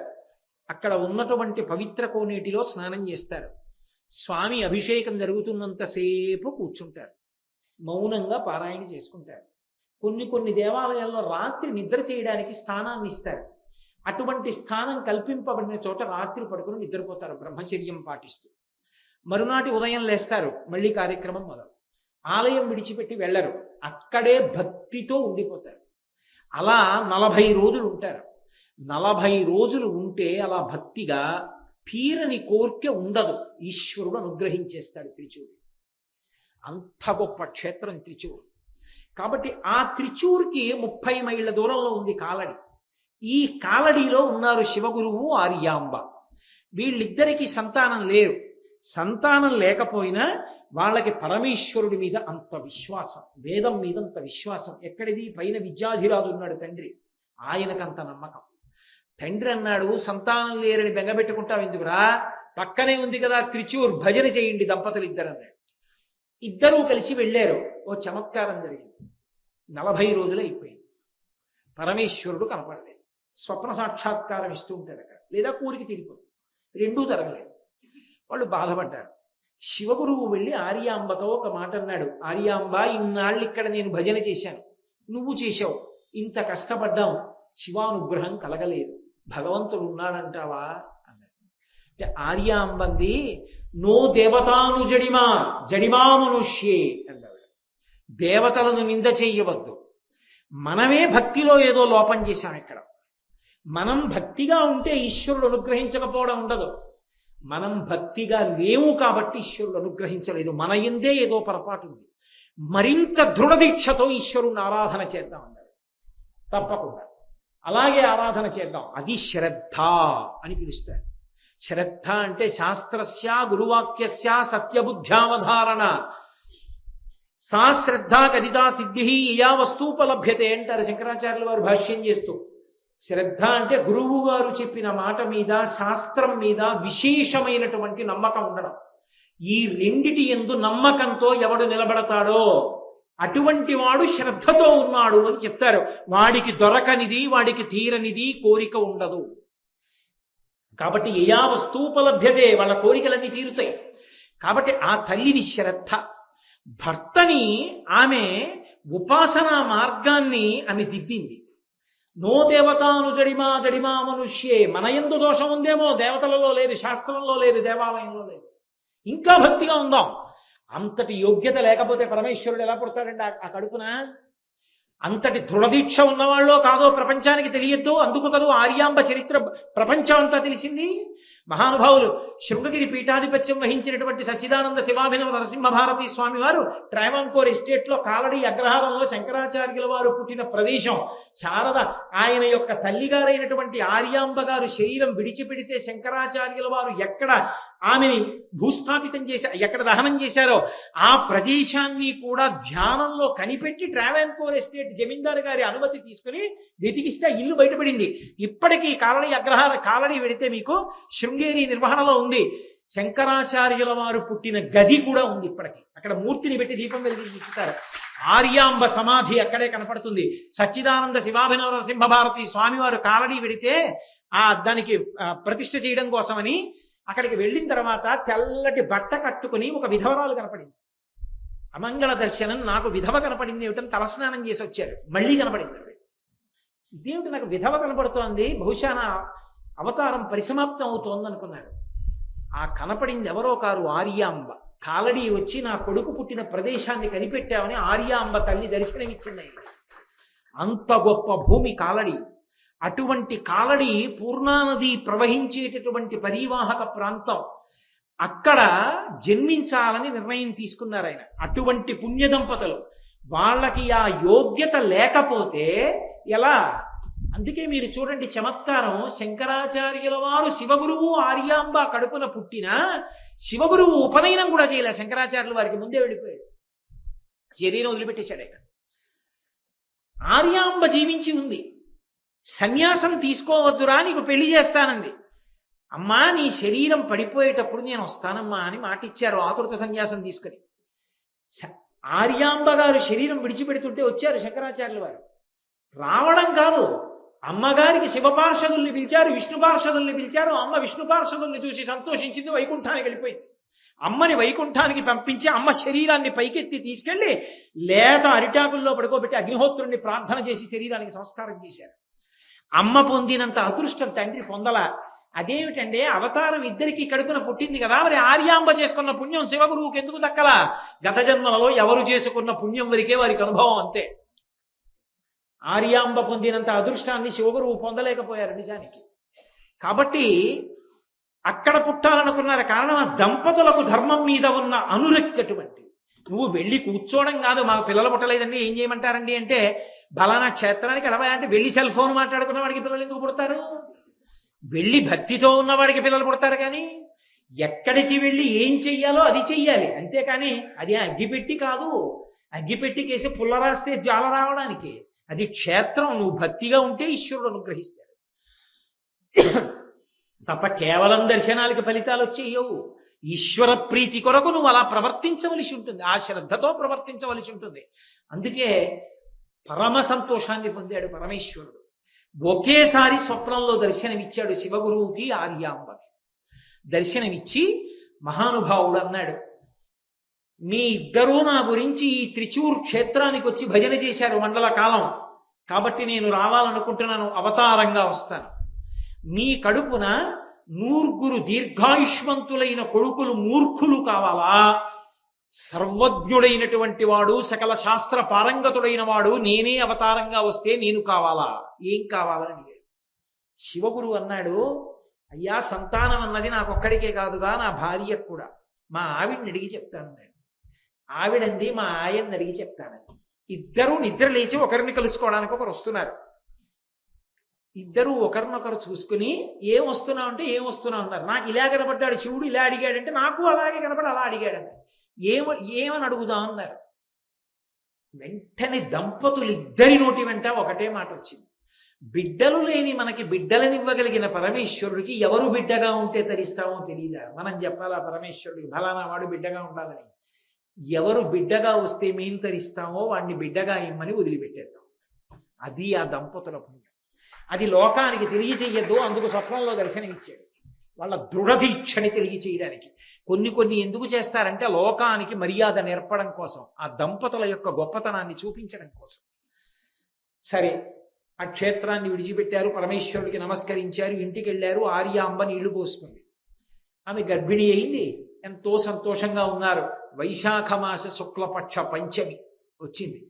వైశాఖ మాస శుక్లపక్ష పంచమి నాడు మహానుభావుడైనటువంటి పరమశివుడు శంకర భగవత్పాదులుగా ఆవిర్భవించారు.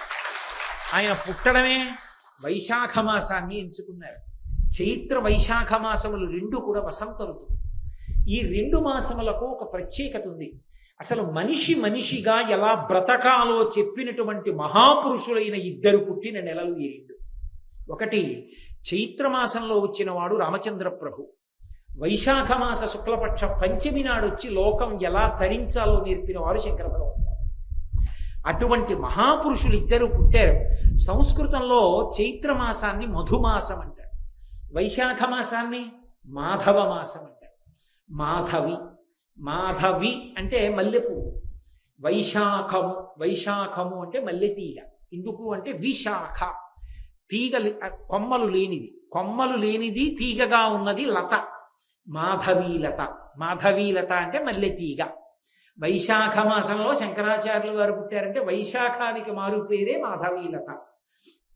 కాబట్టి మల్లెపువ్వు దేనికి ప్రసిద్ధి? మల్లెపువ్వు సంధ్యారంభ విజృంభితం, శంకరులే చేశారు స్తోత్రం శివానంద లహరి. అన్ని పువ్వులు పొద్దున్న విచ్చుకుంటే సాయంకాలానికి విచ్చుకుంటుంది మల్లెపువ్వు. ప్రదోష వేళలో అర్చన ఉన్న వాళ్ళు ఇద్దరే, నరసింహస్వామి పరమశివుడు.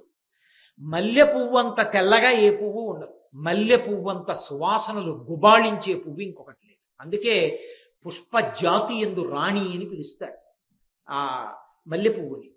అటువంటి మల్లె పువ్వునందు మకరందం ఎక్కువ, తేనె ఎక్కువగా ఉంటుంది. అందుకే తుమ్మిదలు తిరుగుతుంటాయి ఎప్పుడు మల్లె పువ్వులు ఉన్న చోట.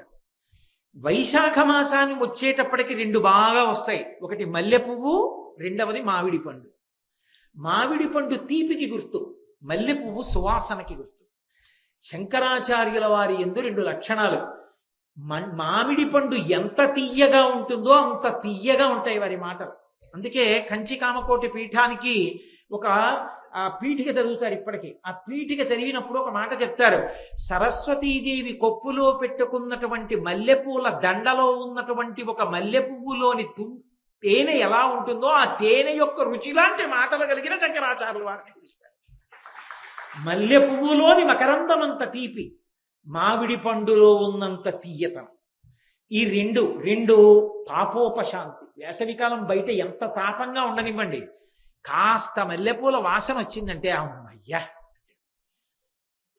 మీరు మరోలా అనుకోకపోతే కాస్త సిగలో మల్లెపూలు పెట్టుకున్న వాళ్ళ వెనక్కి వెళ్ళి కూర్చుంటూ ఉంటారు కూడా. ఏ తప్పుడు భావనతో కాదు, మా తల్లి కామాక్షి కూర్చుంది ఎదురుగుండా, నా తల్లి కొప్పులోని పువ్వుల వాసన వస్తోంది, వేసవి కాలం కదా దిక్కుమాల చెమట కంపు రాకుండా ఉంటుందని. ఉపశాంతి. ఉపశాంతి అంటే మనస్సుకి శాంతినిస్తుంది. శాంతి లేక అలమటిస్తున్నటువంటి దేశానికి శాంతినిచ్చే శంకరాచార్యుల వారి వాక్యములు, వారి ప్రబోధములు. అందుకే మల్లె పువ్వు మామిడి పండు ఏ ఋతువు యందు బాగా ఉంటాయో ఆ ఋతువులో శంకరాచార్యుల వారు వచ్చారు. వారు వస్తూ వైశాఖ శుక్ల పంచమి నాడు అవతార స్వీకారం, ఆ రోజున పుట్టారు. ఇంకో రోజున పుట్టకూడదా? పుట్టకూడదు. ఎందుకు పుట్టకూడదో తెలుసా? కతిపయ ఆచారం అని పాటిస్తుంది కేరళలో. చాలా బ్రాహ్మణ కుటుంబాలు పాటిస్తాయి, ఇప్పటికీ ప్రత్యేకించి నంబూతిరి కుటుంబాలు పాటిస్తూ ఉంటాయి. ఆ ఆచారం పాటించడంలో అలవాటు ఉన్నటువంటి కుటుంబంలో పుట్టారు, విద్యాధిరాజు శివగురువుల యొక్క కుటుంబంలో. కతిపయ ఆచారము అంటే వాళ్ళు పుట్టినటువంటి పక్షాన్ని, తిథిని, మాసాన్ని ఆధారం చేసుకుని పేరు పెడతారు తప్ప కేవలంగా పేరు పెట్టరు. శంకరాచార్యుల వారు పుట్టింది ఎప్పుడు? వైశాఖ మాసంలో శుక్లపక్షంలో పంచమి తిథి నాడు పుట్టారు. వైశాఖ మాసం మాసములలో రెండవ మాసం, చైత్రము వైశాఖము. కాబట్టి వైశాఖ మాసం 2 వేయండి, గీత పెట్టండి అలా. పక్షాలలో శుక్లపక్షం కృష్ణపక్షం 2 పక్షాలు. మొదటి పక్షం శుక్లపక్షం కాబట్టి శుక్లపక్షంలో పుట్టారు, 2 పక్కన 1 వేయండి, మళ్ళీ గీత పెట్టండి. పంచమి తిథి నాడు పుట్టారు కాబట్టి 5 వేయండి, గీత పెట్టండి, గీత పెట్టి 5 వేయండి. ఇప్పుడు 2, 1, 5. దీన్ని కతిపయ ఆచారము అంటే దీన్ని అక్షరాల్లోకి మార్చుకుంటారు, అప్పుడు పేరు వచ్చేస్తుంది. ఇప్పుడు శంకరాచార్యుల వారు పుట్టినటువంటి మాసము, తిథి, వీటిని తిప్పండి. వైశాఖ మాసం శుక్లపక్షం పంచమి తిథి, వైశాఖ మాసం 2, శుక్లపక్షం 1, తిథి పంచమి 5, 2, 1, 5. అక్షరాల్లోకి మార్చేటప్పుడు తిప్పి మార్చాలి, ఇట్టించిటి తిప్పండి. 5, 1, 2. ఇప్పుడు 5, 1, 2 సంస్కృతంలో పట్టిక ఉంటుంది, ఏ అక్షరం ఏ అంకికి సరిపోతుందో. అందుకని తిప్పి ఆ పట్టికలో చూశారనుకోండి, చూస్తే 5, 1, 2 చూస్తే 5 ష, 1 కా, 2 రా, మధ్యలో పూర్ణానుస్వరం శంకర, పక్కన 0 వచ్చేస్తుంది. శకర అంటే పుట్టినవాడు శంకర పేరు గర్హుడు. పుట్టినవాడు శంకరుడు పుట్టాడు, సాక్షాత్ శంకరుడు. శంకర అంటే శం కరోతి ఇది శంకర, లోకానికంతటికి శుభము, మేలు, మంగళము, శోభనము, కళ్యాణము చెయ్యగలిగినటువంటి వాడు పుట్టాడు. జగద్రక్షకుడు పుట్టాడు, కనిపెట్టాడు శివగురు, కనిపెట్టాడు విద్యాధిరాజు. అందుకే ఆ ఆచారం ఉన్న కుటుంబంలో వచ్చింది శంకరావతారం. తిప్పితే ఖచ్చితంగా శంకర వచ్చేసింది. శంకర అని పేరుంచారు, వచ్చినవాడు పరమశివుడు. ఈయన పుట్టిన తరువాత కొన్నాళ్ళకి వ్యాసాచార్యుల వారు ఆ బదరీనాథులో ఉన్నటువంటి గోవింద భగవత్పాదాచార్యుల వారికి చెప్పారు, పరమశివుడు అవతారంలోకి వచ్చాడు, దీక్ష తీసుకోవడానికి వస్తాడు. ఇంత దూరం నడిచి వస్తే ఆయన ఉండేదే తక్కువ కాలం, సమయం వృధా అయిపోతుంది, నువ్వే ముందుకెళ్ళిపో, నర్మదా నది ఒడ్డుకన్నాడు. నర్మదా నది ఒడ్డుకొచ్చి గుహలో కూర్చున్నారు గోవింద భగవత్పాదులు. అందుకే సన్యాస దీక్షానామం తీసుకునేటప్పుడు పూర్వనామాన్ని తీసేస్తారు. పూర్వనామం తీసి కొత్త నామం ఇస్తారు తప్ప పూర్వనామం తల్లిదండ్రులు పెట్టిన నామం ఏదో ఆ పేరు ఉంచరు.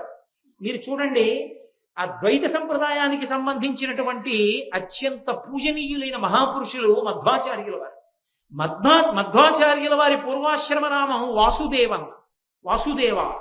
ఆ వాసుదేవ తర్వాతి కాలంలో ఆ మధ్వాచార్యుల వారు అని వారు లోకంలో ప్రఖ్యాతి వహించారు. వారికి పూర్ణ ప్రజ్ఞులు అని వేరొక పేరు. అలాగే విశిష్టాద్వైతాన్ని స్థాపించినటువంటి రామానుజాచార్యుల వారి యొక్క పూర్వాశ్రమ నామం లక్ష్మణ. ఆ తరువాతి కాలంలో వారికి సన్యాసాశ్రమ నామం రామానుజాచార్య. అలాగే ఒకానొకప్పుడు గౌరాంగులు అని పేరు. ఈ చైతన్య సంప్రదాయంలో, కృష్ణ చైతన్య సంప్రదాయంలో ఉన్నటువంటి వారికి ఆయనకి చైతన్య మహాప్రభు, కృష్ణ చైతన్య మహాప్రభు అని పేరు పెట్టుకున్నారు ఆయన సన్యాసాశ్రమ స్వీకారం తర్వాత. అంతకు ముందున్నటువంటి నామం గౌరాంగులు. గౌరాంగులు అంటే తెల్లని వర్ణం ఉన్నవారు. ఆశ్రమ స్వీకారం తర్వాత పేరే మారిపోయింది. కృష్ణ చైతన్యులు, నల్లటి కృష్ణుడి యొక్క రంగు ఉన్నవారని మారిపోయింది. పేర్లు మారాయి. తల్లిదండ్రులు పెట్టిన పేరు ఒకటి, సన్యాసాశ్రమం ఇచ్చిన తరువాత గురువు గారు పెట్టిన పేరు ఒకటి. పుట్టినప్పుడు తిథి వార పక్షములను బట్టి ఉన్న పేరు, తల్లిదండ్రులు పెట్టిన పేరు, సన్యాసాశ్రమం తర్వాత గురువు గారు మార్చకుండా వదిలేసిన పేరు కూడా ఒకటే అయిన మహాపురుషులు శంకరాచార్యుల వారు ఒక్కరే. శంకరుల పేరు పుట్టినప్పుడు శంకర, గోవింద భగవత్పాదాచార్యుల వారు సన్యాసం ఇచ్చిన తరువాత కూడా శంకర, మార్చల. ఎందుకు మార్చలేదో తెలుసా? లోక శుభంకరుడు, లోకమునకంతటికీ శుభాలు చేయడానికి వచ్చినవాడు, మంగళప్రదుడు. ఈ పేరు నేనెలా మారుస్తానన్నారు, మార్చల. శంకర ఉంచేశారు. అందుకే శంకర భగవత్పాద. ఏ పాదం పట్టుకుంటే భగవంతుడు దొరుకుతాడో ఆ పాదములున్న మహాపురుషులు వారు. అందుకే వారికి శంకర భగవత్పాదాచార్య. ఆచార్య తాను అనుష్ఠించి చూపించి వేదాన్నంతటినీ కూడా ప్రచారం చేసి వేదాంతర్గతమైన అద్వైత సిద్ధాంతాన్ని స్థాపించిన మహాపురుషులు. 72 అవైదిక మతాల్ని ఖండన చేసి స్థాపించారు. శంకరుల యొక్క గొప్పతనం అంతా ఎక్కడుందంటే, శంకరులు ఉన్న రోజులలో అవతారం స్వీకరించినప్పుడు 72 అవైదిక మతాలు ఉన్నాయి. అందరూ వేదంలో చెప్పినట్టు చెప్పేవారు, కానీ ఎవరూ వేదాన్ని పూర్తిగా ఒప్పుకుని మాట్లాడాల, అవైదికం. అటువంటి 72 మతాల్ని సత్యదండం చేతిలో పట్టుకుని వాదనతో ఖండించి వేదాంతర్గతమైనటువంటి అద్వైత సిద్ధాంతాన్ని స్థాపించి వేదము యొక్క ప్రమాణాన్ని నిలబెట్టిన మహాపురుషులు శంకర భగవత్పాదులొక్కరే. శంకరులు లేని నాడు మిగిలిన జయంతులు లేవు. నేను యథార్థం చెప్తున్నా. శ్రీరామ నవమి, కృష్ణాష్టమి ఇవేమీ లేవు. ఎందుకు లేవంటారేమో, వేదము యొక్క ప్రమాణమే లేదు, తిరస్కరింపబడింది ఆ రోజుల్లో. ఎవడిష్టం వచ్చిన వాదన వాడిది. అలాంటి రోజులలో శంకర భగవత్పాదుల యొక్క అవతారం స్వీకరింపబడింది కాబట్టి, వేదం మళ్ళీ బతికి బట్ట కట్టింది కాబట్టి, వేద ప్రమాణము నిలబడింది కాబట్టి శ్రీరామనవమి, నిలబడింది కాబట్టి కృష్ణ జయంతి, నిలబడింది కాబట్టి నృసింహ జయంతి, నిలబడింది కాబట్టి మహాశివరాత్రి. శంకర జయంతి లేని నాడు ఇవేవి లేవు. ఇన్ని నైమిత్తిక తిథులు చేసుకోవడానికి ఆధారం శంకర జయంతి ఉండడమే. ఆ శంకర జయంతిని చేసుకోకపోతే అంతకన్నా కృతజ్ఞత ఇంకొకటి లేదు. శంకర జయంతి చేసి తీరవలసిందే ఊరూరా ఆయన గురించి చెప్పవలసిందే. అందుకే ఒక్క శంకరాచార్యుల వారి జీవిత చరిత్రని మాత్రం శంకరుల జీవిత చరిత్ర అని పిలవరు, శంకర విజయాలంటారు.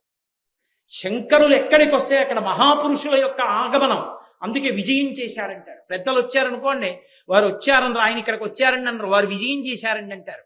వారిది శంకర విజయాలన్న పేరు ఎందుకు వచ్చిందంటే, కాలంతో సంబంధం లేకుండా ప్రతి వ్యక్తి యొక్క మనస్సులో స్థిరపడిపోయిన మహానుభావుడు. అందరి గుండెల్లో వారు కూర్చుని ఉన్నారు. ఎప్పుడూ విజయం చేసి ఉన్నవారు కాబట్టి అది శంకర విజయాలు కాదు. శంకరుల జీవితం అంతా జయమే. ఉన్నది 32 ఏళ్ళు. 72 అవైదిక వాదనలను ఖండించారు, సర్వజ్ఞ పీఠాన్ని అధిరోహించారు, ఎన్నో జీర్ణ దేవాలయాల్ని ఉద్ధరించారు, చక్రాలు వేశారు, ఉగ్రదేవతల యొక్క ఆ ఉగ్ర తేజస్సుని తగ్గించారు, షణ్మత స్థాపనాచార్యులయ్యారు, పంచాయతీల పూజా విధానాన్ని ప్రవేశపెట్టారు, దశనామి సన్యాసి వ్యవస్థని ప్రవేశపెట్టారు. వారు చెయ్యనిది లేదు, వారు స్పృశించనిది లేదు. ఇన్ని చేసిన శంకరుల జీవితం అంతా జయం జయం జయం జయం. అందుకే శంకరుల పేరెత్తితే జయ జయ శంకర, హర హర శంకర, జయ జయ శంకర. వారికి జయం, వారికి జయం, వారు ఇక్కడే ఉన్నారు. హర హర శంకర, వారి పేరెత్తితే మా పాపాలు పోయి హరించుకుపోయి మేము వేద మార్గంలో నిలబడగలం. అందుకే జై జై శంకర హర హర శంకర, ఈ రెండు తప్ప ఇంకోటి లేవు. శంకర జయంతి వస్తోందంటే రెండు రకాలుగా చేస్తారు. అందుకే శంకర జయంతిని కంచికామకోటి సంప్రదాయంలో అయితే గర్భోత్సవము జననోత్సవము అని రెండుగా చెయ్యాలి. గర్భోత్సవము అంటే శంకరాచార్యుల వారు అవతార స్వీకారం చేసినటువంటి వైశాఖ శుక్ల పంచమికి ముందు 11 రోజులుగా చెయ్యాలి. పుట్టినటువంటి వైశాఖ శుక్ల పంచమి నాడు పూర్తయిపోవాలి. దాన్ని గర్భోత్సవం అంటారంటే అమ్మ కడుపులో ఉన్న 10 నెలలని ఒక్కొక్క నెలని ఒక్కొక్క రోజుగా చేసుకొస్తారు. చేసుకొచ్చి చిట్ట చివర వైశాఖ శుక్ల పంచమి నాడు పూర్తి చేస్తారు. రెండవ సంప్రదాయంలో, రెండవ మార్గంలో జన్మోత్సవము అంటారు. అంటే వైశాఖ శుక్ల పంచమి నాడు మొదలు పెడతారు. మొదలుపెట్టి 11 రోజులు చేస్తారంటే అశౌచం తీరి స్నానం అయిపోయింది పిల్లాడికి, అందులో 11వ రోజు వరకు చేస్తారు. ఈ రెండిటిల్లో కూడా చమత్కారం ఏమిటంటే ప్రతిరోజు కూడా శంకరాచార్యుల వారిని పల్లకీలో తీసుకుని ఆ పల్లకీలో జై జై శంకర హర హర శంకర అని నామం చెప్తూ శంకరాచార్యుల వారిని కామాక్షి దేవాలయం చుట్టూ తిప్పి తీసుకొచ్చి అమ్మవారి దేవాలయం దగ్గరికి తీసుకెడతారు. కామాక్షి అమ్మవారి దేవాలయానికి తీసుకెళ్లి కామాక్షి అమ్మవారి దేవాలయంలో కూర్చోబెడతారు. కూర్చోబెట్టి శంకరాచార్యుల వారు ఇప్పటికీ శబ్ద రూపంలో ఉన్నారు. సౌందర్యలహరి శ్లోకాల్ని ఉచ్చరిస్తే శబ్దంగా సభలోకి వస్తారు. అందుకని సౌందర్యలహరిలో 10 శ్లోకాలు చదువుతారు. ఒక్కొక్క రోజు 10 శ్లోకాలు. 10వ రోజున 100వ శ్లోకం వచ్చేస్తుంది. 10 పదులు 100 కదండి, చిట్ట చివర 10. కాబట్టి చిట్ట చివరి రోజున ఏం చేస్తారంటే ఆ శంకరాచార్యుల వారి మూర్తిని పట్టుకుని శుక్రవార మంటపానికి చేరుతారు. శుక్రవార మంటపం అంటే అమ్మవారు వస్తుంది కామాక్షి ఆ మంటపానికి. అమ్మవారిని తీసుకొచ్చి శుక్రవార మంటపంలో కూర్చోబెడతారు. కూర్చోబెట్టి శంకరాచార్యుల వారిని కూడా శుక్రవార మంటపానికి తీసుకొస్తారు. ఆఖరి రోజున 10 సౌందర్యలహరి శ్లోకాలు చెప్పేసి 100 అయిపోగానే శంకరాచార్యుల వారిని అమ్మవారి పక్కకి చేర్చి కూర్చోబెట్టి అమ్మవారి చేతులకు తగిలించి వస్త్రాన్ని శంకరాచార్యుల వారికి బహూకరింపచేస్తారు. బహూకరింపచేసి హారతిస్తారు. ఆ హారతి తీసుకుని భక్తులు వెళ్ళిపోతారు. అక్కడతో శంకర జయంతి ఉత్సవాలు పూర్తవుతాయి. శంకర జయంతికి ఎంత పెద్దగా ప్రసాదం పంచిపెడితే అంత గొప్పగా గురువుల యొక్క అనుగ్రహం లభిస్తుంది. ప్రసాదం అంత గొప్పగా పంచిపెట్టాలి శంకర జయంతికి. ఎవరో ఒకళ్ళు పంచిపెట్టడం కాదు, ఎవరి మానాన వాళ్ళు తెచ్చి పంచుకోవచ్చు. శంకర జయంతి అరటిపళ్ళు ఉన్నాయి తెచ్చి పంచుకోవచ్చు, ఎవరింట్లోనో ఉసిరికాయలు ఉన్నాయి పంచుకోవచ్చు, ఎవరింట్లోనో ద్రాక్ష పళ్ళు ఉన్నాయి అందరికీ తీసుకొచ్చి పంచుకోవచ్చు. ఎవరు ఇంట్లో పచనం చేసిన పదార్థాలు తప్ప ఇంట్లో వండి తేకూడదు. జీడిపప్పు పంచుకోవచ్చు, పటికి బెల్లం పంచుకోవచ్చు. శంకరాచార్యుల వారి జయంతి అంటే ఎన్ని ప్రసాదంగా పంచిపెట్టగలిగితే అన్ని పంచుతారు. ఎందుకంటే జై జయ శంకర హర హర శంకర జగద్గురువులు పుట్టినటువంటి రోజు. పరమ సంతోషంతో ఇల్లు చేసుకోవాలి. మరి ఎవరో ఒకరే ప్రసాదం పెట్టాలని నియమం లేదు.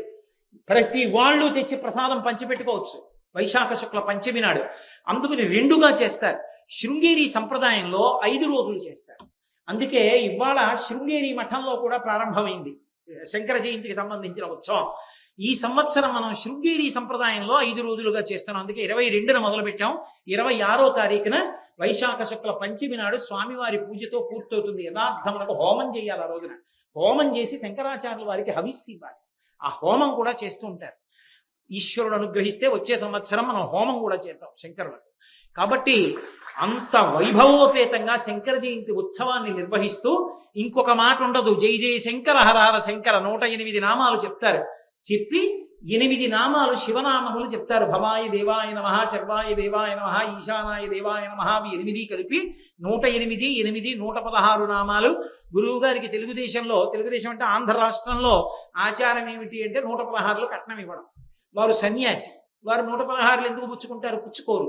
అందుకని 108 వారి నామములు చెప్పి 8 శివనామములు కలిపి 116 నామములు చెప్తాం శంకర జయంతి నాడు. 116 నామాలతోటి శంకర జయంతి పూర్తవుతుంది. కాబట్టి అటువంటి మహానుభావుడు వైశాఖ శుక్ల పంచమి నాడు అవతార స్వీకారం చేసి కాలడి అగ్రహారంలో అవతార స్వీకారం చేశారు. శంకర భగవత్పాదుల యొక్క అద్భుతం ఏమిటో, ఆ అవతారానికి ఉన్న అద్భుతాన్ని పద్మపాదాచార్యుల వారు ఏమని వర్ణించారో, అసలు ఆ అవతారంలో ఎన్ని విశేషాలు జరిగాయో, ఈ విశేషాలలో మళ్ళీ కొంత భాగాన్ని రేపు సాయంకాలం 6:30 మనం కలుసుకున్నప్పుడు మళ్ళీ ప్రసంగంలో ప్రారంభం చేస్తాం. శివుడు దక్షిణామూర్తిగా వచ్చి వటవృక్షం కింద కూర్చుని సనక సనందనాది మహర్షులకు కేవలం ఒక చిన్ముద్ర పట్టి వారి యొక్క అజ్ఞానాన్నంతటినీ పోగొట్టి వారికి జ్ఞానబోధ చేశాడు. కాబట్టి శివుడు జగదాచార్యుడిగా వచ్చాడు. కానీ మీరు ఒక్క విషయాన్ని జ్ఞాపకం పెట్టుకోవాలి. ద్వాపర యుగం చివరకు వచ్చేటప్పటికి ఒక పెద్ద సమస్య ఒకటి బయలుదేరి. అసలు ఇది ద్వాపర యుగం చివరిలోనే ప్రారంభమైపోయింది ఈ సమస్య. ద్వాపర యుగానికి పూర్వం వరకు, ద్వాపర యుగం యొక్క మధ్యకాలము నుండి ఆ పై వరకు రాక్షసులకు ఉపాధి వేరు. ఒక బల్లికి శరీరం బల్లి శరీరం ఉంటుంది, కుక్క శరీరం కుక్క శరీరం ఉంటుంది, నక్క శరీరం నక్క శరీరం ఉంటుంది, మనుష్య శరీరం మనుష్య శరీరం ఉంటుంది. అలాగే రాక్షసుల యొక్క శరీరములు వేరు. వాళ్ళ శరీరం చూడగానే వీడు రాక్షసుడు అని గుర్తుపట్టచ్చు. ద్వాపర యుగం చివరకు వచ్చేటప్పటికీ, ప్రత్యేకించి కలియుగంలోకి వచ్చేటప్పటికి ఒక పెద్ద ప్రమాదం వచ్చింది. రాక్షసులకు ఉపాధి లేదు, రాక్షసులకు శరీరం ఉండదు. మరి ఎక్కడ ఉంటాడో రాక్షసుడు? మనుష్యుని యొక్క మనసు ఎందుంటాడు, ఎక్కడో ఉండడు. మనుష్యుని మనసులోనే రాక్షసుడు కూర్చుని ఉంటాడు. ఇప్పుడు ఎలా గుర్తుపడతారు?